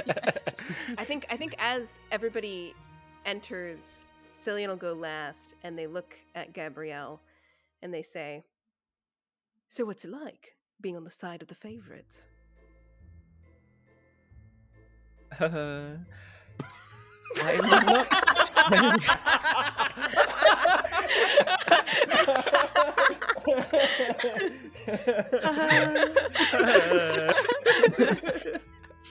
I'm not entirely sure I'm with you lot still. The looks he gives me aren't the best, but I guess if you're winning whatever game this is, I'll stick around. Cillian taps his chin for a second and he says, I apologize that I did not sign off on your dance card yesterday evening, darling. You would make an excellent addition to the Fargus household, and they will drag her into the room with them. Very reluctant, but she comes along with. As you enter, this is the library. It's a warm and inviting room, lined with bookcases stacked to the brim with large and well-preserved tomes. For an only recently constructed manor, the stock of literature seems to be composed of decades of collecting. A well-insulated fireplace roars with a low sound of gas injection as it spits flame into life. The centre of the room is fitted with large crimson button-backed leather recliners and lounges, accommodating for both style and comfort for long periods of reading one of the many novels that can be found here. And Twinkle is gracefully sat in one of these large chairs and suddenly has a glass of wine swirling around in his hand. Isn't it lovely? Look at all these books. I wonder what's in here. Well, I would love a glass, thanks for offering. He jumps up out of his seat and runs over and hands you the one he's currently drinking from. I can see why it was locked. This is boring. So why doesn't your lord like anyone coming in here? It's his private collection. I don't see why. I'm sure these are old stuffy tomes that aren't worth anything. I think as everybody starts poking around, Celine just says, you'd be surprised what dusty old pages can be worth to a man like your lord. Maybe I'll go ask him. He runs outside the room, slams the door, and you hear it lock. Wait, I can fix this. You won't believe what's on my character sheet. Fucking knock that door. I will. Should we poke around a little bit first? Oh yeah, 100%. Yeah. Okay. Yes, I definitely want. I think Okay, well, Corvo I'll just roll looks the around. 16 investigate. Okay. Before you have a chance to look around and the bewilderment that you've just been locked in this room, you hear a soft voice from Twinkle through the key hole.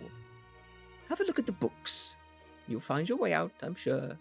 It's all fun and games anyway. Bye-bye. Wish I could have brought my gun. And you hear the soft jingle of bells as he retreats down the corridor. With your investigation check, it's a very dark and dank room. The fireplace offers some light, but a lot of the wood is very dark, the furniture's dark, and even the backs of the books are very desaturated in colour. Nothing stands out currently. Okay. Can I use my poltergeist power to start ripping books off the bookshelves? For sure. So, how many do you want to do? This is a question I have. Can I do the classic ghost thing of like pulling one at a time and they just stay floating, or do I need to like drop or throw one once I've picked it up? Yeah, you can control a single object at a time, so okay, up to you. Then yeah, I think Gotham just goes to the corner like bored, almost like they've been locked in their room and they're just like kicking at the dirt, and then look up at the top of the bookshelf and like one at a time books just start like flying off the shelf and like smacking into the ground. Oh god. Oh god. Okay. You do so, making a mess. Nothing other than heavy books slam against the carpeted floor. Yeah, there's no sign of a key or solution to the problem. Can I send, was it Nigel? Can I send Nigel through the door? I would like to see if Twinkle's still out there. Okay. You send your spirit through. It seems to be empty. There is a desolate corridor. Okay. I don't know whether it's locked. Just is the lock a key? Not like a modern. Yeah. From the So outside. there's like a hole. There's a hole either side, but there is nothing. There's no latch or thing. There's just the handle and the keyhole. Well, I'd love to whip out some hairpins and see if I can get to work on the door. Or my thieves' tools. Go for it. I'm scared. While she's doing that, I think after the experience in the maze. Oh, good point. Natural 20. Yay! Nice. Okay, we'll quickly say that you begin to fiddle around this lock. It's an older lock, but it seems simple enough. After a few jingles of tools, you hear a sudden solid lock return into the frame. And as you try the handle, it opens. Okay, well, now that we know our escape is unbarred, does anyone want to look around the room? Yeah, For I think anything? I have an idea, though ill-advised it may be. And I think Corvo, not learning his lesson because he had it was instantly fixed by their new friend, is going to peek from under the mask again. As you do, the room feels warm, and the dull light from the fire is replaced by roaring flames from the corners of each of the room. Books are ablaze. Most of the shelves are empty, the furniture in tatters, and the carpet cindering. Yo, we gotta go. This place is burning down. It's time to leave. God, I'm get away from the books. That's fine. It was boring anyways. Goes to head out the door. Before we leave, could I do a quick investigation check to see if I can find any books just in the mess that we have created that look immediately interesting, or perhaps play into how the lord of the house dressed himself the night before? Give me an investigation check. Okay. And Corvo, you can do so as well. Corvo the whole time is like, yo, we gotta go. This place is on fire. 21. Oh, nice. 19. Oh, very good. Okay, we'll go with you, Anna, first. There's a lot of books titled Hellborn Through the Ages, The Hellish Realms, Are They Real? The Sections of Hell. There's lots of Hellborn literature. It seems like if he is not one himself, he is very fascinated by the bloodline. Cillian will scoop up a couple. I think they kind of snicker at the "Are they real?" one, and they're like, obviously. And they pick up the other two. Okay. And Casey, you look around in this frantic, fevered state, seeing the room burning. You see a book on the bookshelf that is not surrounded by fire, and it stands out as a white spine amongst the dark-coloured books.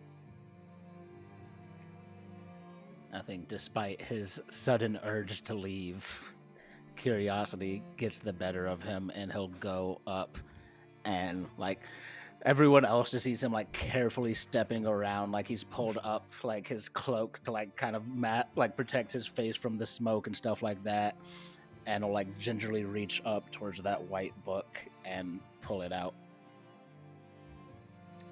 You do so, and the title of the book on the front, or on the cover, is "The Last Laugh." Well, we'll see who gets that.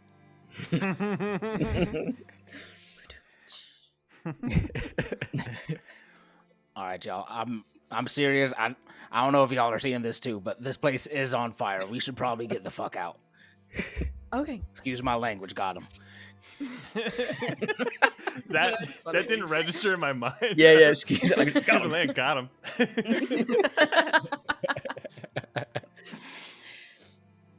Goro will tuck this book into his clothes and start making his way towards the door. Okay. You all head out? Yeah. Okay. Shutting the door behind you as if you were never there, you are in the corridor alone. Where do you go? What did you find? Yeah, what's in that book? He'll pull out the book. So no one else saw the fire. Was that just me? That was all just me. Nope, that's just you going crazy. Just you. All you, friend. I hate it here. I found this book, and he'll start like leafing through it while everyone looks. It's The Last Laugh. You say that, and everyone sees a book titled Demonology and History. Oh no. He's losing don't his think- mind. Friend, that book is called Demonology in History, not The Last Laugh. But Corvo, you took your mask off before, right? Yes. I'm finding it's more ill-advised the more so I do it. Gabrielle, darling. Yes? Could you do me a favor? Okay. You trust us, right? We have not led you astray. We successfully completed the maze. We are best friends with our friend Twinkle and the Lord of the House. Yes, we would not lead you astray, correct? I think so. I mean, this is all very confusing, but sure. Now, I would like you to cross-analyze something for me. If you could, darling. Just, as you saw, I was able to fix Corvo right up when we were in the maze. Why don't you lift your mask up a bit and just take a peek at the cover of that book? I'd like you to tell me what it says. Can you make a persuasion check, please? Oh, yeah, I can. Poor girl. Yeah. That's a dirty 20. Oh, Yeah. very good.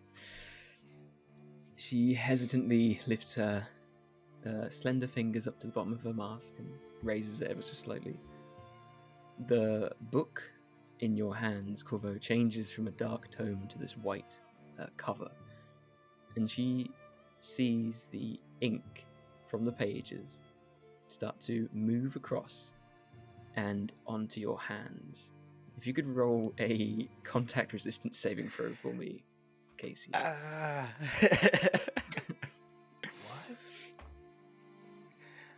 I'll roll good on all the checks, but the saves are what's going to take me out. That's a 6. Okay. If you could jot down another play point for me. Yep. I deserve that. You have no physical resistance? No. I assume I have no gear because I'm just in party clothes. So Pretty much, yeah. If you want to roll a wisdom or medicine check as well, you could maybe ascertain what just happened. Yes, I wouldn't. It's not going to go great. Oh, that's a 16 for medicine. Oh, okay. Just what you needed. You watch as these almost gibberish words fly around the page before grabbing hold of your fingers and injecting themselves into your skin like a tattoo. You suddenly feel sharp pain as they pierce your skin. You know this plague to be the amalgam, one that bonds you with physical objects of the realm. As this book attempts to merge with you, or at least the ink does. Oh, fuck. That's not good. I think the Gabrielle. book's trying to get into me. What do you see, Gabrielle? I think your friend should drop the book. It's attacking him. Oh. Drop the book, Dad. I try to drop the book. Yep. As you do so, it flaps shut, and a card flings out up into the air. And it's a Joker card. I would love to snatch it out the air. Okay, go for it. I won't make you roll because it was cool. Oh. On the back, it reads, "When it is your turn to be stone, I wish not to see you moan. Through the window you should look through, avoiding the allure of the statue." And on the other side is the face of Twinkle. Ugh. And I'll copy and put that in the chat. Whoa. Do we think What is it? that's the next game? I think so. As I look down at my hand, is the ink still like imprinted on my hand after I drop the book? It is. It's Y'all, a this place faded is ink. bad. What does the ink say? We can all see it, right? Or can only Corvo and I guess Gabrielle see it? If you were not wearing a mask, it looked like letters that were sort of not really any language. They were jumbled up and they were moving around the page. If you were wearing a mask, they are simply explaining bits of demonology and how they work throughout time. Seemingly two different books. Do you think this And- next game is Bad Guys and Basilisks?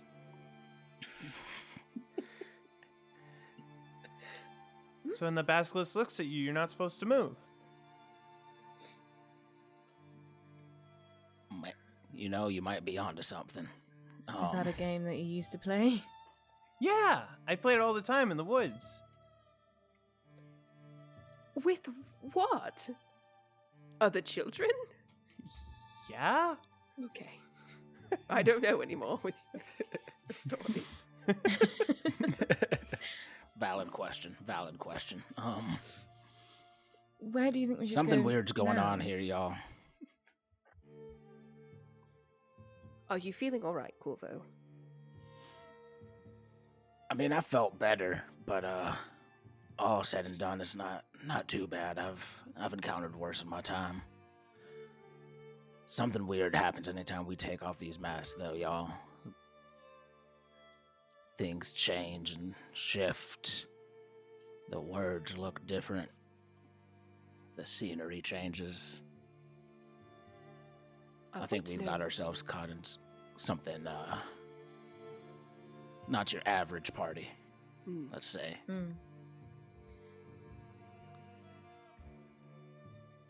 As that, Twinkle walks around the corner with the sounds of bells. Ah, you've escaped the library? Oh, and you found my little hint. Excellent, come with me. He walks through the middle of you, trying to find a path. Corvo reaches for a gun that's not there.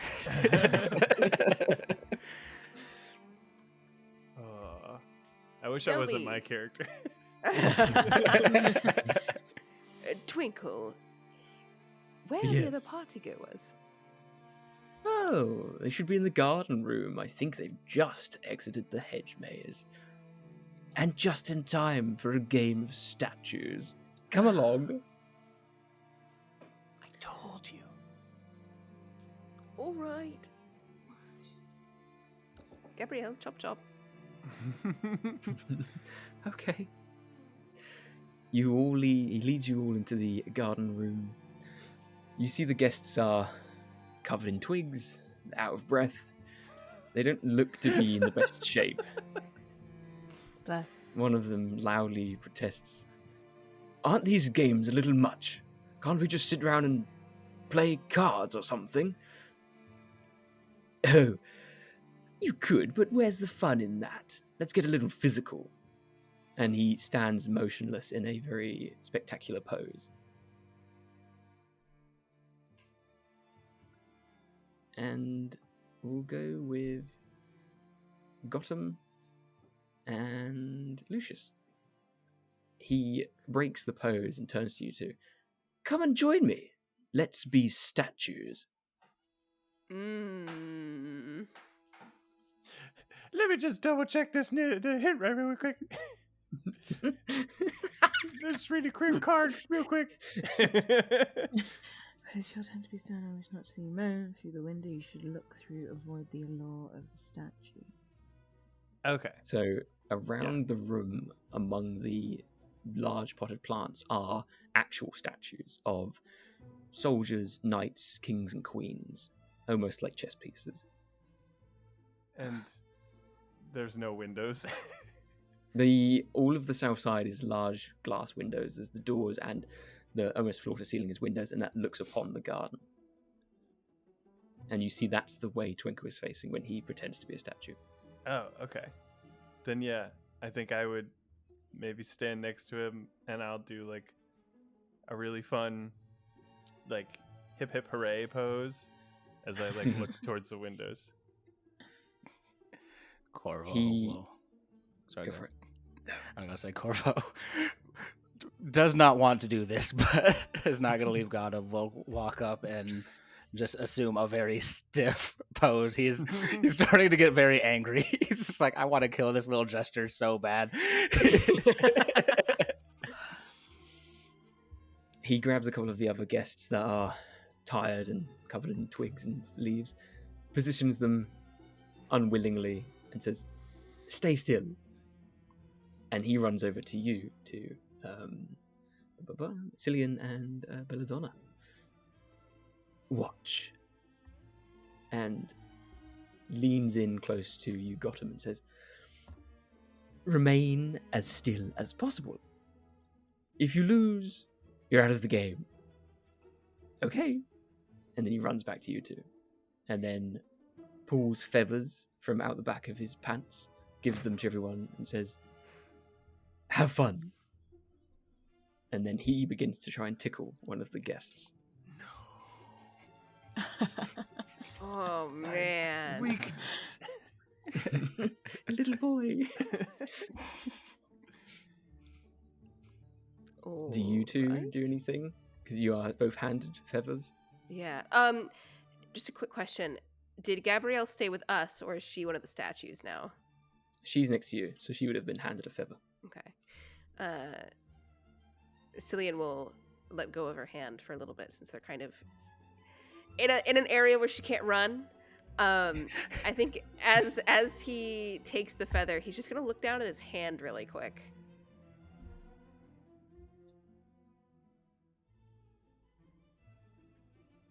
What do you do? What does my hand look like? In with the feather? The one that was holding hers. Oh, looks fine. No little pricks or anything. Describe my hand to me. Yeah, I was like, oh. No, nothing looks any different. Okay. Well, Cillian's in it for the love of the game, so he's immediately gonna go and like. He's gonna pick someone that's not in the party. He's gonna go right up to somebody that has like twigs and foliage in their hair, and put the feather just beneath their nostrils, and very lightly move it. Sure. He's a stern, strong gentleman. His eyebrows wiggle and his nose twitches, but other than that, his pose remains the same.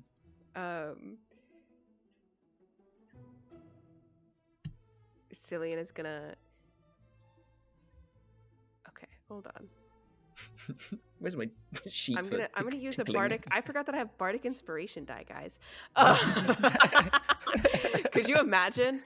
Cillian's gonna use a bardic inspiration die to use one of their subclass features, Ooh. illusionary tale. So, they are going to, as they have this feather underneath this very stern gentleman's nose, they're going to use illusionary tale to almost like create the illusion of these spectral hands, also like tickling this guy at his sides. Okay. So I'm spending a bardic inspiration die to materialize an illusion that lasts for 10 minutes. When the illusion comes into contact with the target, so when it starts tickling him, they suffer a penalty equal to the highest score of my bardic inspiration die. So a d6. Yeah. And when speaking to any targets within 60 feet about the illusion, they have to make a wisdom saving throw, or they're like drawn towards it. But Cillian's jumping straight into just having these hands tickle this guy. So he takes a -6 penalty. Sure. Okay. Ooh, yep. That's a lot lower.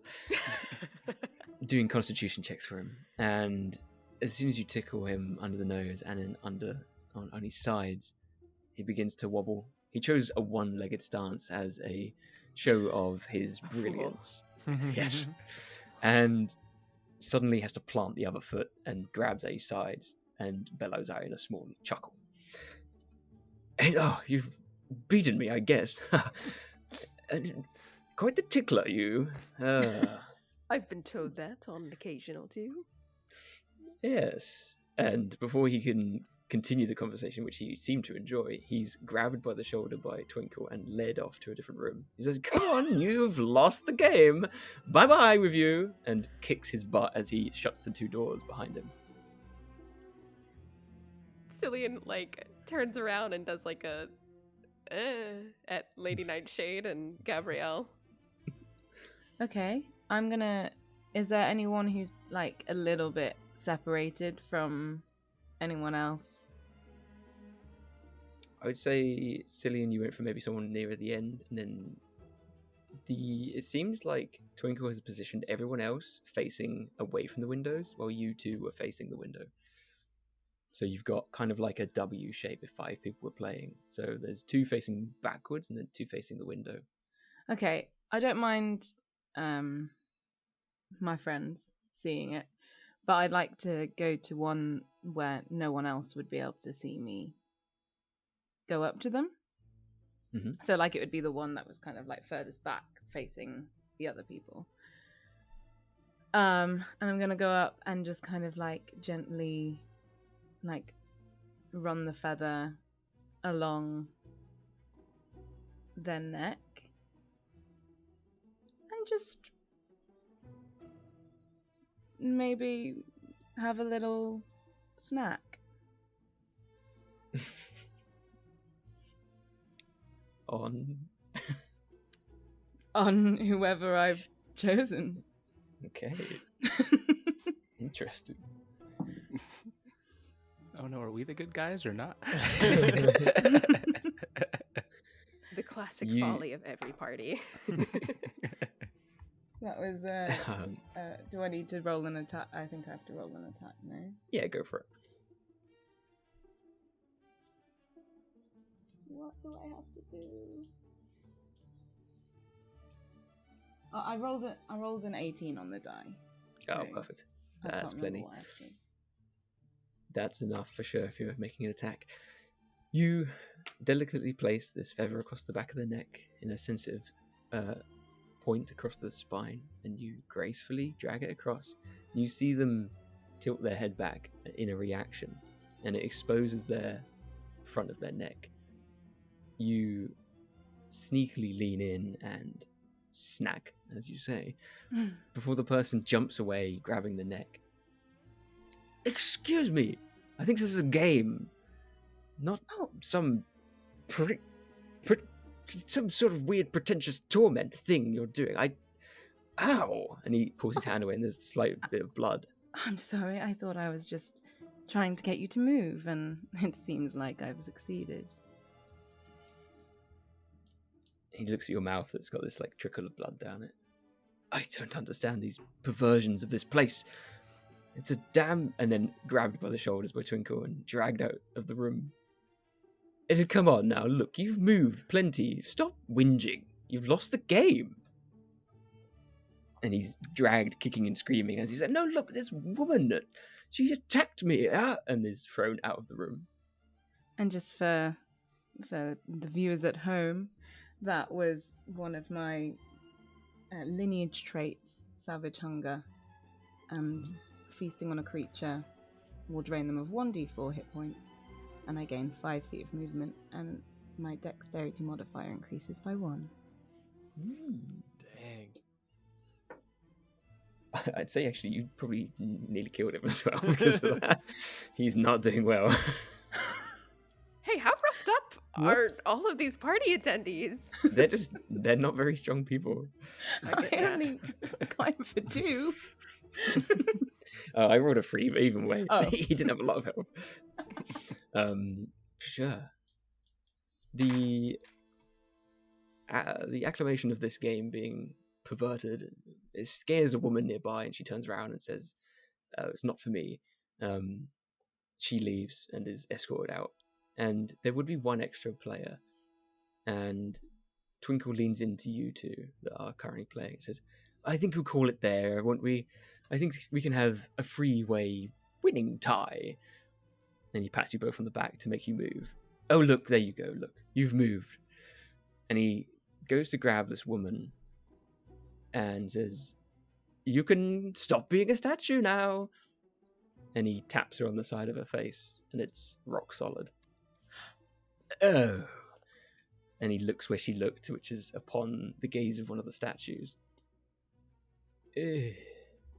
Well, she's a very experienced player, shall we say? Anyway, we'll leave her to it. Oh, look. And as you all look outside, it's very dark, as if night has almost fell upon you, even though it should probably only be midway through the day. I think we should enjoy a performance. To the ballroom. What kind of performance? The Lord shall play for you. I think Gotham seeing like that woman turn to stone, like pulls on the coattails of Corvo and is like, I don't think I'm having fun. Me neither. We need to figure this out and call this to an end. I'm starting to wonder where the rest of those party-goers went. Don't worry, Gotham, we'll get you out of here. All right. I guess we're going to the ballroom. There's only one way to find out what's going on. Okay. Gabrielle, she's... as the moments pass her, she looks more and more terrified. She seems very out of place. She's not used to levels of torment like this is providing. And Twinkle skips off to the ballroom, where you can hear an organ being played. You enter the room, and Lord Damien, who you have not seen for quite some time, is sat in front of the organ, arms hitting the keys, feet working the pedals, and the music fills the room. Everyone stands and gazes upon him. The domed ceiling, this glass ceiling, opens up in two halves like a stadium. And suddenly moonlight appears, which really shouldn't be happening. It was only probably midway through the day. And the moon glows red, and the light it shines upon the dance floor shares that hue, and the marble floor reflects this crimson light into this ballroom. What do you guys want to do? I think things are about to get bad, y'all. I want to look around. I know at first you said there were like 20 or 30 or so people here. How many people are left? About 8, I would say. eight or 9, maybe. Including us? Lord. Or as well as us? Including you, I would say. No, I'd say 8 other guests and then you. Okay. So about half of the guests, have disappeared. And the others don't look great. They look pretty roughed up. As we're kind of filing into the ballroom, can I sleight of hand just peek my mask up a little bit? Ooh. Yeah, Okay. I'm good at sleight of hand. very good. Give me the sleight of hand check, please. Oh god, okay. 17 plus 8. I'm expertised in it. So is it 25, right? Is that math? That's math. Yeah, Yep, it's that high maths. enough. Yeah. It's a million. I'd say this big, vast ballroom that once felt oversized for the house now feels claustrophobic. The walls bend inward at unnatural angles. The figures carved into the wall dance across the hardwood. The characters in the tapestries twitch with anticipation for the song. The center of the ballroom floor is laying with this dark red crystal. It's almost inlaid into the marble. You feel like the room never ends as you look upon the ceiling. Although the walls are drawing in, the roof seems to be never ending. And the only thing you can see at the top is this red light, which has been replaced by the moon. That red crystal that's in the center of the floor, right?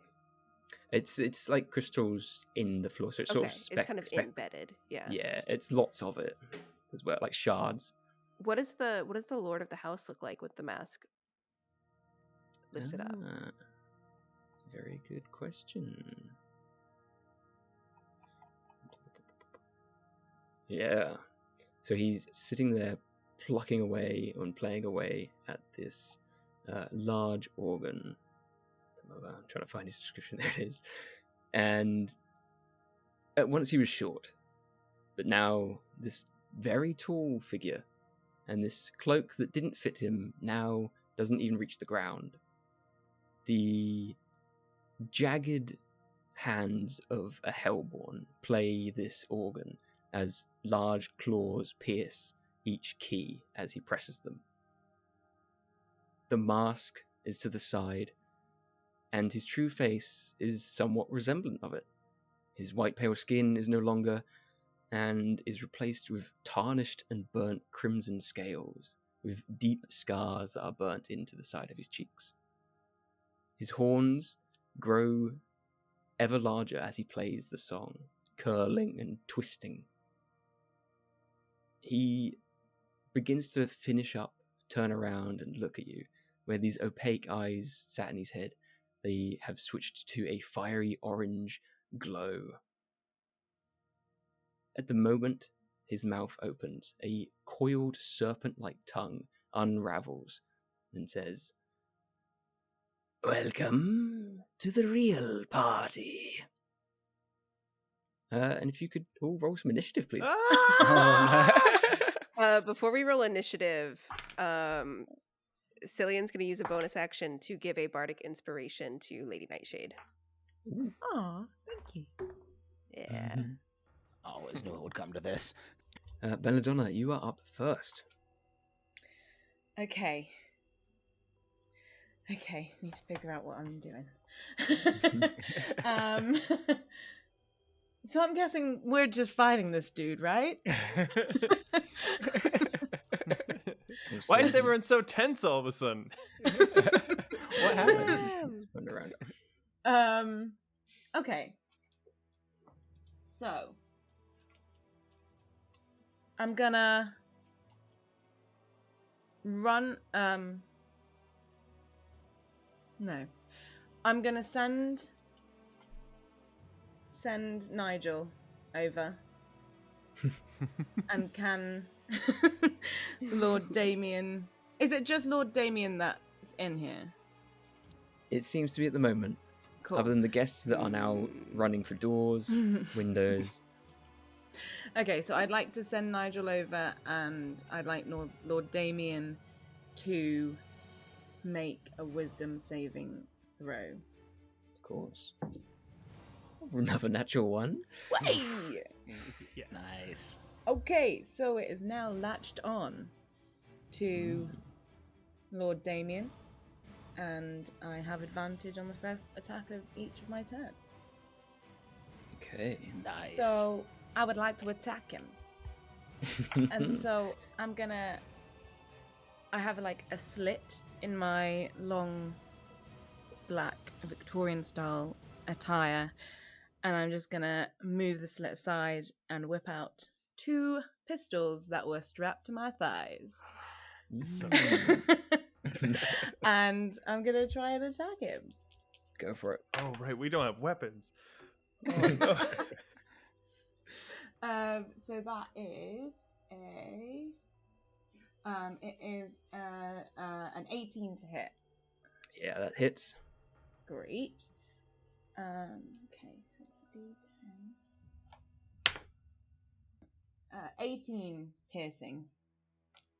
Ooh. Wow. Okay. Sneak attack damage. Let's Sneak go. attack. Sneak attack.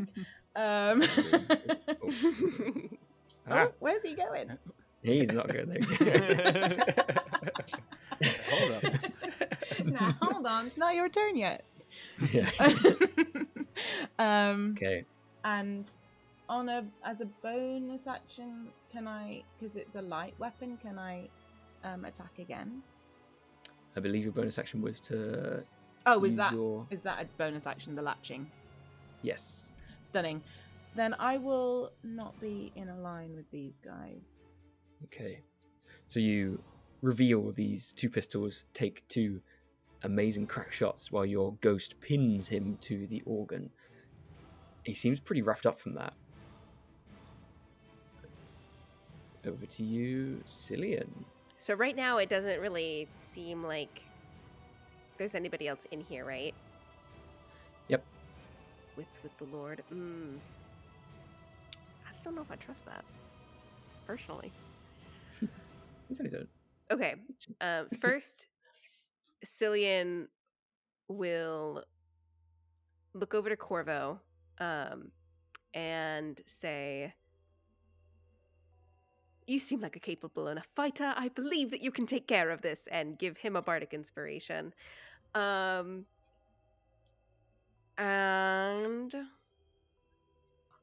I'm just nervous about there not being any other guys in here because I don't know what happened to that jester. Yeah. He is currently standing off to the side. He's not Oh, doing so anything. he is here. Okay. He's there. He's sort of in the hallway. Like if you were led down the hallway, he stayed there when he like filtered the guests in. But he's in that entrance to the hallway. He seems to be very excitedly enjoying the show. But he's not doing anything right now. Doesn't look at. How far away is he about? Within 30 feet, perhaps? Yeah. Okay. For sure. Cillian is going to cast a Bane, targeting the Lord of the House and our jester friend. So I Okay. need them to make charisma saving throws. Oh, you know Twinkle's charismatic. DC 14. Okay, Lord Damien fails. Twinkle succeeds. All right. I'm going... No, wait. I'm not going to do that yet. Okay, so Lord Damien has failed the saving throw, so... Whenever he makes an attack roll or a saving throw before the spell ends, he has to roll a d4 and subtract that number from the attack roll or saving throw. Sure. And I think Cillian, they're not the beefiest, so I'm trying to decide if they would move or not, but I think they're going to scatter a bit, so they're going to kind of head over to this corner of the room. And I do think at this point Cillian has completely taken their mask off. Okay. And I will end my turn. All right. Other than the previous description of the ballroom changing and getting more narrow and elongated in height, Lord Damien appears the same. He doesn't shift or change. The outside, the environment of the room is very off-putting, but not harmful, it seems. With all of this kind of revealed now and seeing him as a Hellborn, in Cillian's mind, is this familiar to them at all? Like in a confirmed kind of way? I'd say you recognize the curvature of the horns. Okay. as to be part of, meaning he has servitude to a more powerful lord. Rival family. Yeah, Cillian will clock him as a rival and end his turn. Okay, over to you, Lucian. All right. So Lucian is going to follow Cillian's lead and rip his own mask off to see this lord as it stands. Like, oh, all right, I knew this was bad.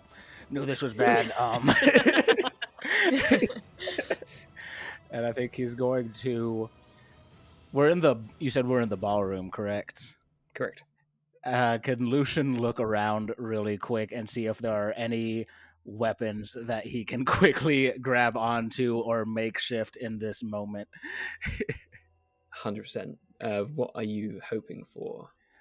I would love a gun, but I'll take a sword. Lucian's just like, I knew I shouldn't have come here unarmed. This was a mistake. I would say no guns in this room at the moment. Oh no, it could be.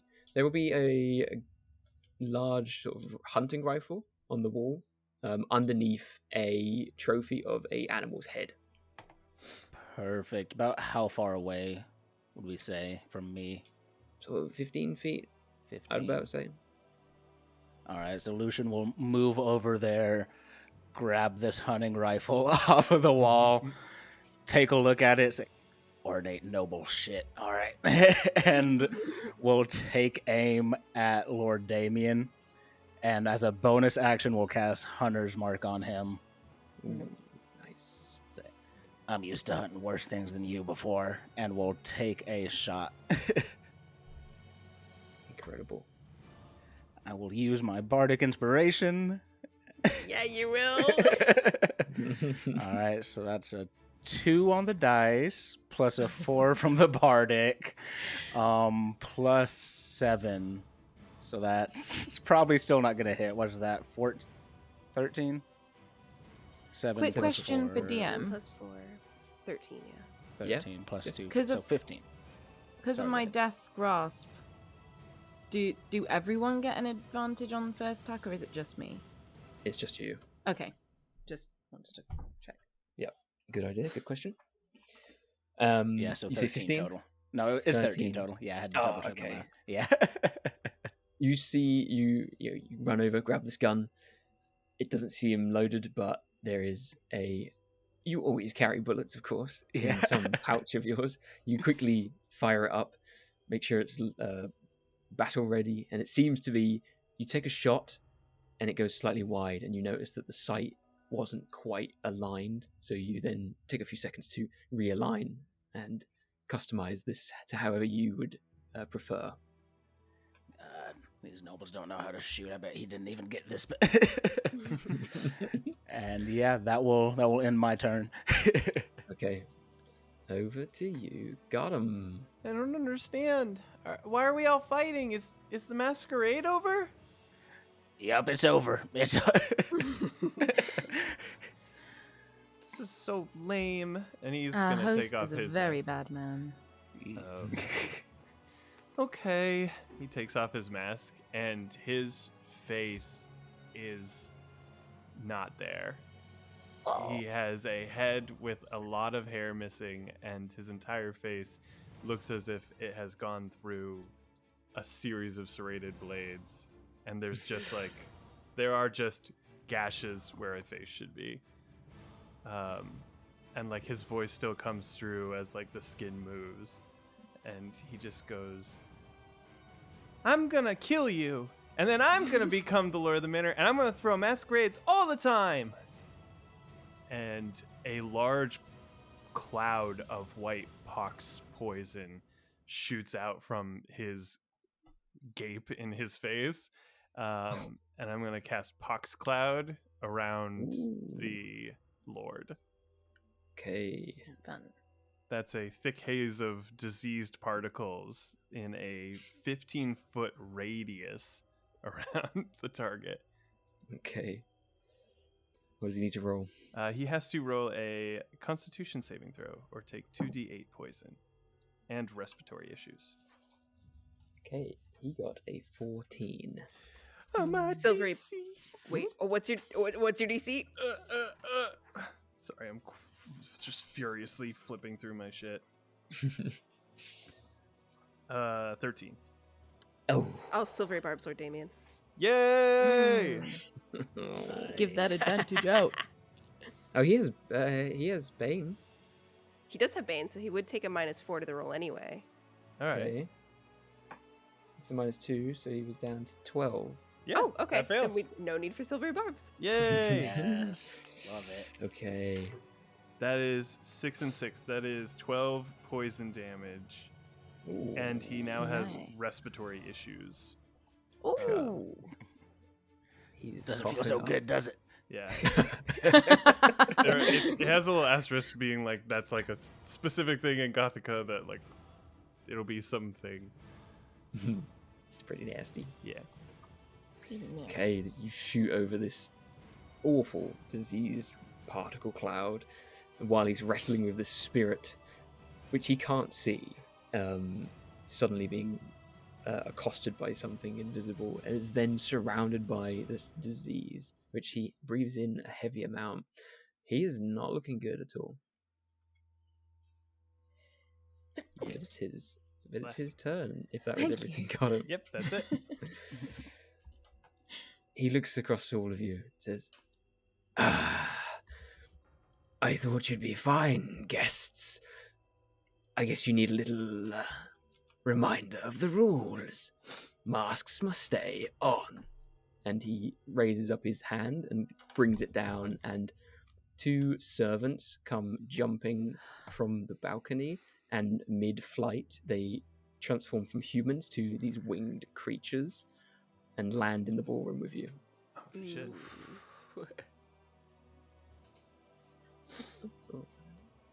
You're a terrible host. Both of those do land in the pox cloud and need to make saving throws. Let's go! Okay, I mean, I didn't place them there intentionally, but sure. You did now. Alright, why not? Constitution saves beating a 13. Okay. They both fail. Yay! Woo! They both take They- 7 poison damage. Oh my god. Okay. Both injured, but not too much. They foolishly jump to his side and, without realizing, jump into this poison cloud, breathing it in as well. What's your aim here, Lord Damien? He snaps at you and watches his tongue sort of curl around his face, licking up any lost blood. You wouldn't understand. It's too much to explain. I'll just kill you instead. And he's going to exit Rude. the... bringing the ghost with him. He's going to leave the poison cloud, run over to you, Cillian, and make a multi-attack. Ooh.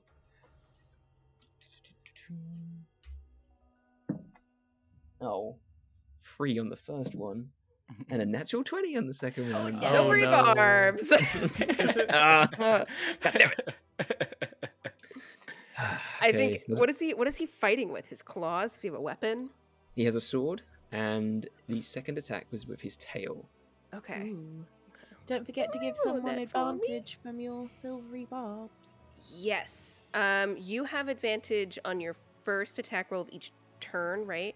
Okay. I will give, since Corvo is going to have his gun ready to go next turn, I'll give it to Corvo. You are so kind. Thank you. Okay. What did he roll for his reroll? Oh, I have a He 2. also... Yes! And he also... He still has Bane, just in case he did roll. yeah, no, we don't need to worry about that. Do you think you can kill me, old chap? He doesn't seem impressed, and his tongue sort of snakes out at you again. both of these little creepy guys, these winged creatures, oh, they disappeared, are at the end of the initiative. So over to you, Belladonna. Start the new round. He can make another wisdom check Ah, perfect. as in at the end of his turn, he can try and get him to let go. Free of your spirit. Free. Let's see. No, I was just finishing your sentence. He's probably not.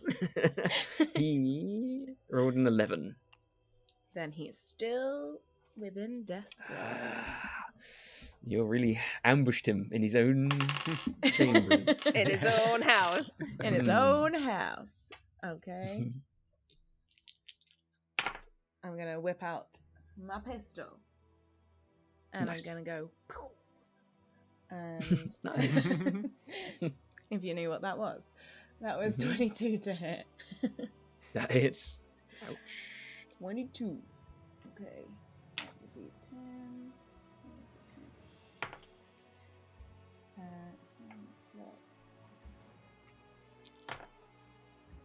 10. 19 on that. Damage? Yeah, damage. Oof. He goes down. Oh! He We won! gets The shot house is mine. in the back. And so you get a clean shot through the back of his head. Oh. And it comes out through the mouth. And he falls down to his knees, gargling on blood.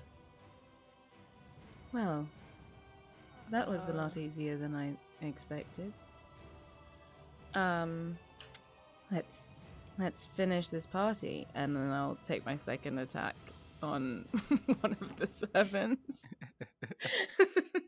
Obviously without advantage. And I whiff. I get so excited about finishing the party, and I roll a natural 1, and it pings off the table as I. That was a great first shot. Thanks. All right. If you're staying put, we are jumping over to Cillian. You have a bleeding out lord in front of you on the floor. All right. Okay. He's bleeding out, huh? Is he still conscious at all, or is he like dead? He's on his hands and knees and imminently probably unconscious, but he is attempting to keep himself upright. I think Cillian's gonna lean down and get in his face, and they're going to say they're gonna whisper it. They're gonna whisper, "You know, you shouldn't have meddled in the Deep Lord's territory, don't you? So what was all this party? What happened to the other guests?" He looks up. I don't care about the deep. If you want to go and meet your friends, you can go to the hellish realms with them. And he looks up at the moon, which is glowing red.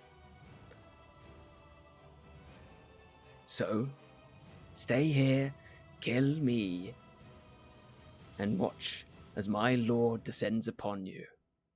Or, send me back, and let me complete what I'm here for. I'm gonna roll an insight check. Go for it. Go for it. Oh boy. Oh fuck! I dropped my d20.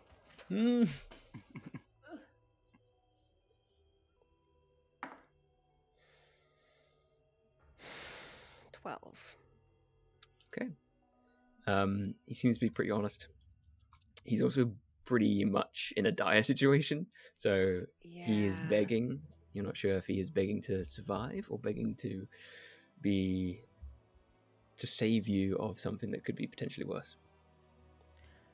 I'm gonna cast Vacant Slumber. So I'm gonna break concentration on Bane to concentrate on this instead, and as Cillian casts this, I think this is going to get really weird really quick. Hold on. Right. Everyone would see, because Cillian has kind of gotten down on his level a little bit, and Cillian like fully kind of drops down to their knees and very gently takes Lord Damien's face in their hands and almost like a siren song says to him, "Let's just stop talking about all of this doom and gloom, and how about you instead tell me what we can do to stop your dark, terrifying lord from descending down upon us?" And he will need to make a wisdom saving throw. If he fails, he loses the will to fight and becomes non-hostile. You rolled a 4? All right. Yay!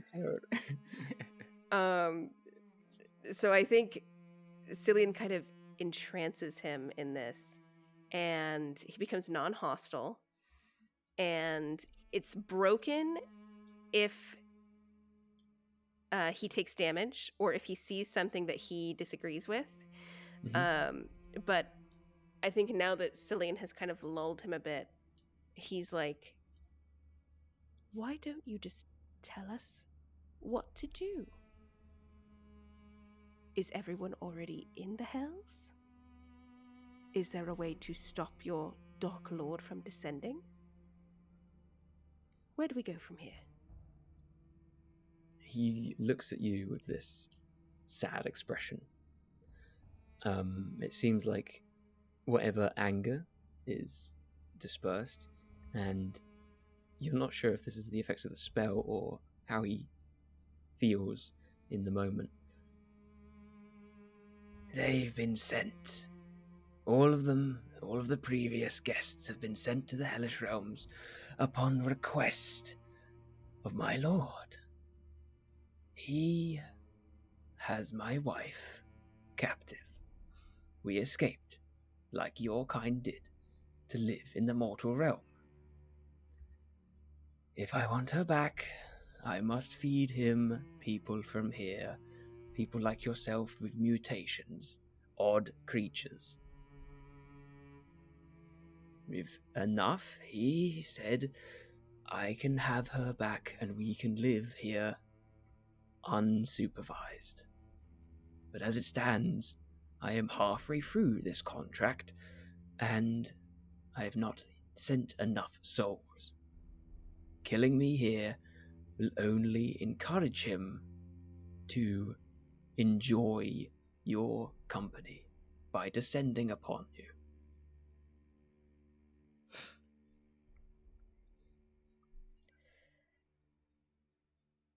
You see the red light from the moonlight get stronger in the center of the room, and these crystals start to shift in the marble floor. Place me upon the center, in the middle. It will open a gateway.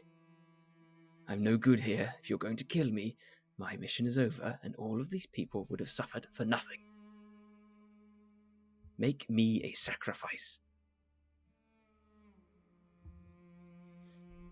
Cillian's gonna look back at everybody else.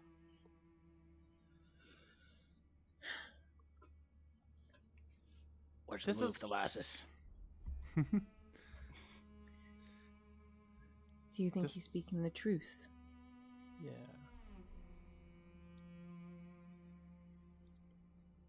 I cannot say I do not understand where he's coming from. I too attended this party in hopes of avoiding my own Dark Lord. I just think it's really mean. I think it's really mean to take people that were here for a party and send them somewhere where it's not fun. I agree with you, Gordon. It is unfair, but I understand his motivations. Motivations aside, we don't. Motivations aside, if it was up to him, we'd all be dead right now. Or deader. He like Gotham looks to you, and you can't tell if he's smiling, but the scars on his face kind of like morph wider.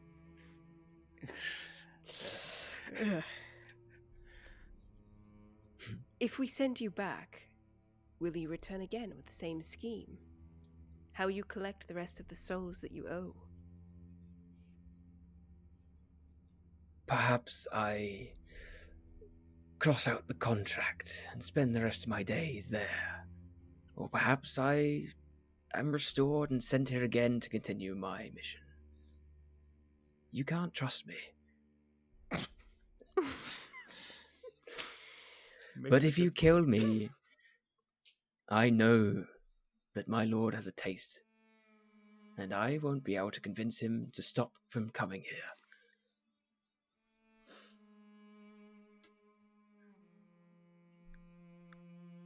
Sounds like we need to take out this lord, or this stuff will just keep happening. Is he strong? Oh, the strongest. Oh, darn. How would you rate his challenge?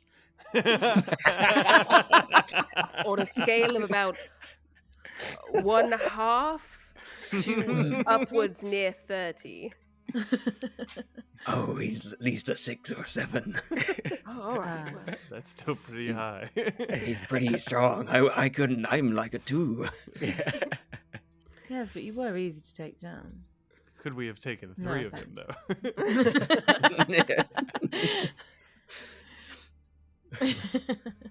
perhaps I could call upon some favors from down below. He looked you up and down. What do you mean? Well,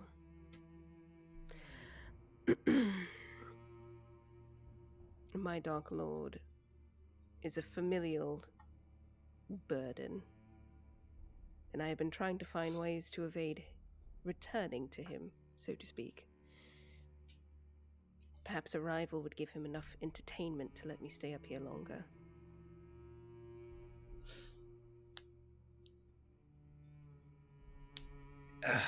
I'm open to suggestions, but you're taking on a large risk by involving yourself. What's Twinkle doing right now? Oh, he's super happy. He is like pulling on his hat, like sort of almost.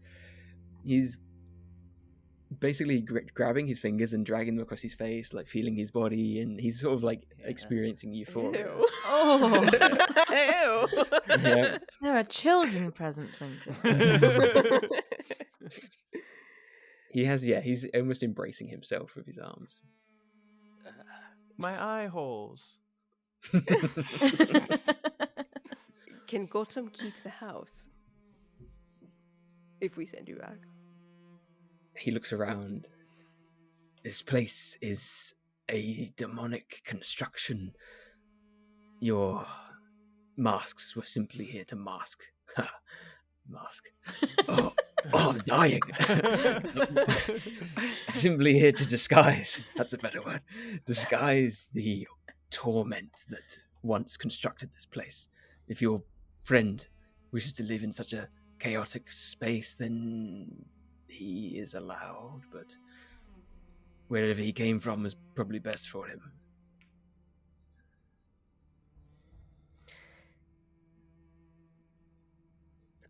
I am erring on the side of letting him return, but I will let you all vote for what happens to him. Cillian's going to stand up and turn around. If he returns, we all walk out of here. Besides Gotham, I guess. I can go places. I agree with you. I think we should let him go back. At least then there's a chance he can persuade whoever it is to not come and feast on the mortal realm. We burn this manor down. Might take some time before this lord can build up any kind of grasp on here. Buy us some time.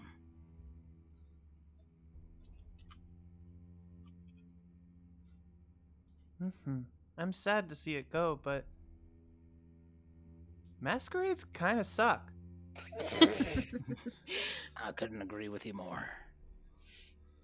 Darling, you've not been to the right ones.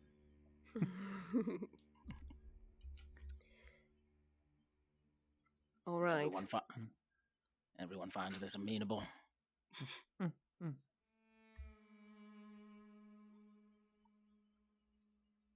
Go on then. Or do we have to do it for you? He tries to crawl his way to the center of the room. At least let me send myself off back home.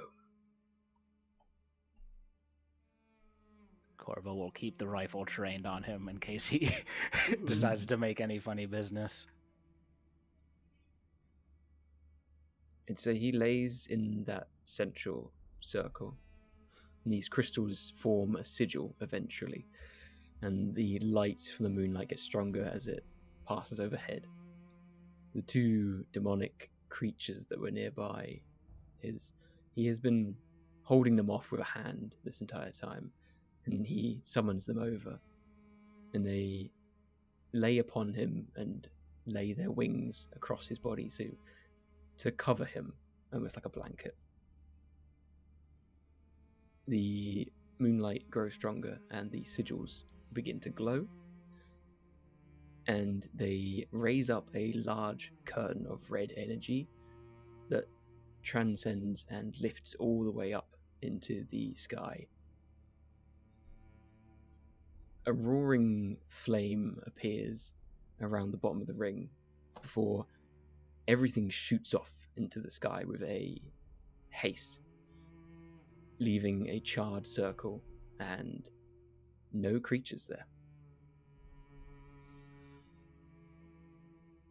Corvo will go around and start collecting bottles of alcohol and dumping them out onto the floor. I'd like to turn. Go ahead. I'd like to turn to Twinkle.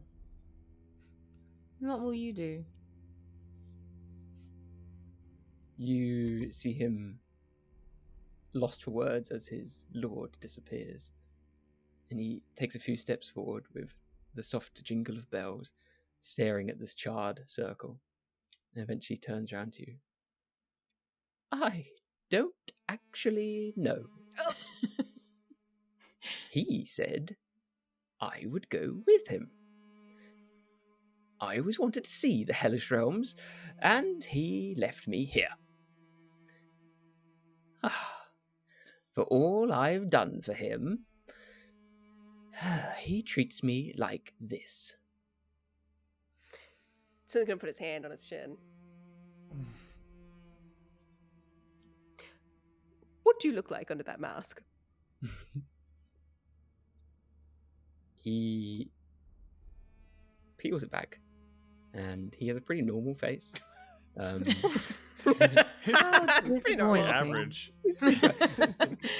But 6 out of 10. He has these purple illuminated stars across his cheeks and across his brow, and these deep cut lines that mark him as a starborn. Whoa. All right, Twinkle, you will be coming home with me to House Vargas. Pack your things. He looks at you strangely for a second. Will you have a games? Sure. I'm coming. I think we're going to be burning this thing down, so I'd give it about 5 minutes or so to pack your things up. And the background is glasses shattering. Yeah. He basically pats himself down. Says, well, I'm good to go. Let's go. This place sucked anyway. Cold, hot, all the same. The walls never looked right. Anyway, if your place isn't too wet, I will enjoy it, I'm sure. Come on now. and he strolls out in a almost marching way instead of his usual jovial way. He seems a little bit more taken back and serious at the moment. This place is Well. gas powered, right? That's true. Yeah. Cool. I'm just breaking gas lines on my way out. Nice. Getting ready. Got him. Do you know where you're going after this? Yeah. Probably back to the sawmill ruins. Hey, If you don't, I have an idea. Please, I- don't fight over me. No, I was just thinking my opera house could use a ghost. Gatto. Ghost of the opera. Or you could change it. You could change your name to, I don't know, Phantom. That sounds kind of dumb. Yeah, I suppose it does. I'll have to get my stuff. But then, yeah, that sounds fun. Unless, and he like turns, and if like a scarred gape of a face could give like twinkling teary eyes to like Corvo, unless my dad wants me to come home with him. well, if the opera doesn't sound fun for you, I've got plenty of space at my place. So I can spend some time with my dad and some time with my new mom. Oh wow. Oh, yep. Welcome. Happens quick.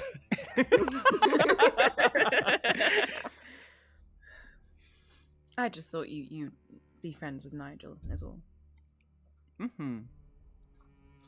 Yeah, Nigel's really nice. He's that tall and quiet type.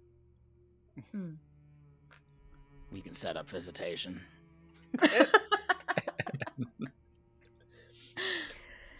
Well, when Twinkle and I get around to hosting a ball at my home, perhaps we could all revisit this little scheme and try to find our hellborn friend again, aye? Yeah. Sounds fascinating. Excellent. Sounds like a good time. But if y'all smell that sulfur, it's probably about time for us to vacate Yes, the premises. yes. Yes, I was getting lightheaded. I'll say Lucian will light up a cigarette on the way out.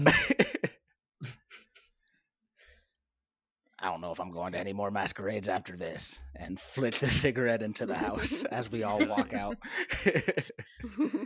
And there's a really cool slow motion walk as the house blows up behind us. Yeah. The jingling of Tingle next to it, Twinkle next to us. His name is not Tingle. Call me what you want, darling. I do want to be holding the hands of both of my new parents, and like as we're walking, I'm just like humming to myself, like, masks on faces, count coats with laces, lords and lowers, hellish places, home at last, down in the mud, boys and bugs and brains and blood. Oh my god. Amazing. Well, as you walk away from the burning and exploding pieces of the manor, you head into the willow woodland that was in front of you. There's a long way home without a carriage, but you're still alive and you're still in the mortal realm. So that was your Masquerade of Madness.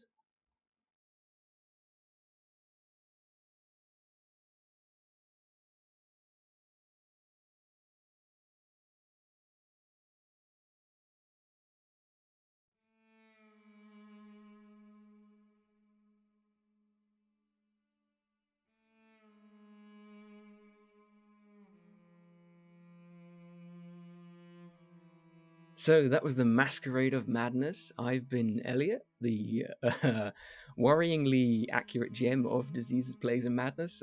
I'm fine, guys. Don't worry, my brain is A-okay. We played Gothica Plagueworlds today, which is the TTRPG. It's the 5e compatible system, which is coming out on the 1st of November. And it's something that I've put together with basically a handful of artists around the world, and that's kind of it. So it's just me writing everything with lovely artwork coming from you, from real human artists, which is really cool. And I had some fantastic people to explore this world with me. So we'll go around again. Anna, who the heck are you? What do you do? Where'd you come from? I'll do anything. Okay. Hi guys, my name is Anna. You can find me around the internet at Local Level Up Lady. I am the co-creator of Hilarity Save RPG and the Dungeon Master of Dastly Dungeoneers, which is a dark fantasy, sometimes veers into horror and keeps going that direction somehow, Wild West fantasy series. Available everywhere you get podcast. I was Cillian Fargus today, and that's me. Who's next? Alan, what's up? Hey, I'm Alan. I was Gotham, the Ghost of the Masquerade, or now Gatto, the Ghost of the Opera. You can find me on my show We Open With, where we take one-shot ideas and turn them into a one-shot adventure with collaborative, really talented GMs. End an episode with an adventure you can play at your table. Or another show with Elliot, our Dungeon Master, called Quick, I Need a Game, where we use game show mechanics to create TTRPG elements. It's a lot of fun. Casey, who are you? What do you do? I am once again Casey, and I was Lucian / Corvo in this a wonderful adventure. You can find me anywhere at gamemaster.casey, and I am the Dungeon Master for Mindscapes and Magic. You can find us at Mindscapes and Magic everywhere and wherever podcasts are cast. Beautiful. And finally again, Jess. Hi, I was Jess, and I was playing Belladonna / Lady Briette. And you can find me on Instagram and TikTok at Jess Olford, OLFORD. And yeah, if you're around London or the UK, I'm going to be doing a little villains cabaret called I Scream to Scream. Search that up. You might want to come and join. We're going to be singing villainous songs like Poor Unfortunate Souls and No Good Deed from Wicked. So yeah, come along, check that out if you want. Or in November, you can catch me at Be More Chill in London at the Arts Theatre, the 10th and the 17th of November. I love Be More Chill. That's awesome. I'm going to be playing Jenna. Alan, do you have your passport? No, I have to get one. I have to get out of the shit country. I need a trip to the UK. I know.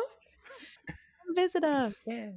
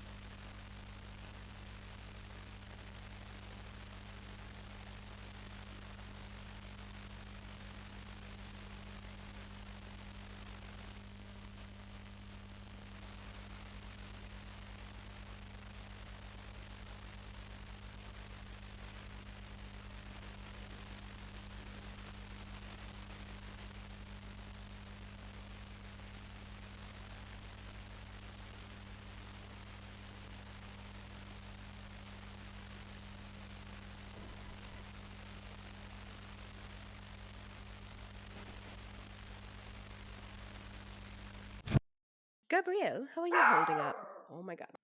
Oh, she's having a tough time. Yeah. She's going through it.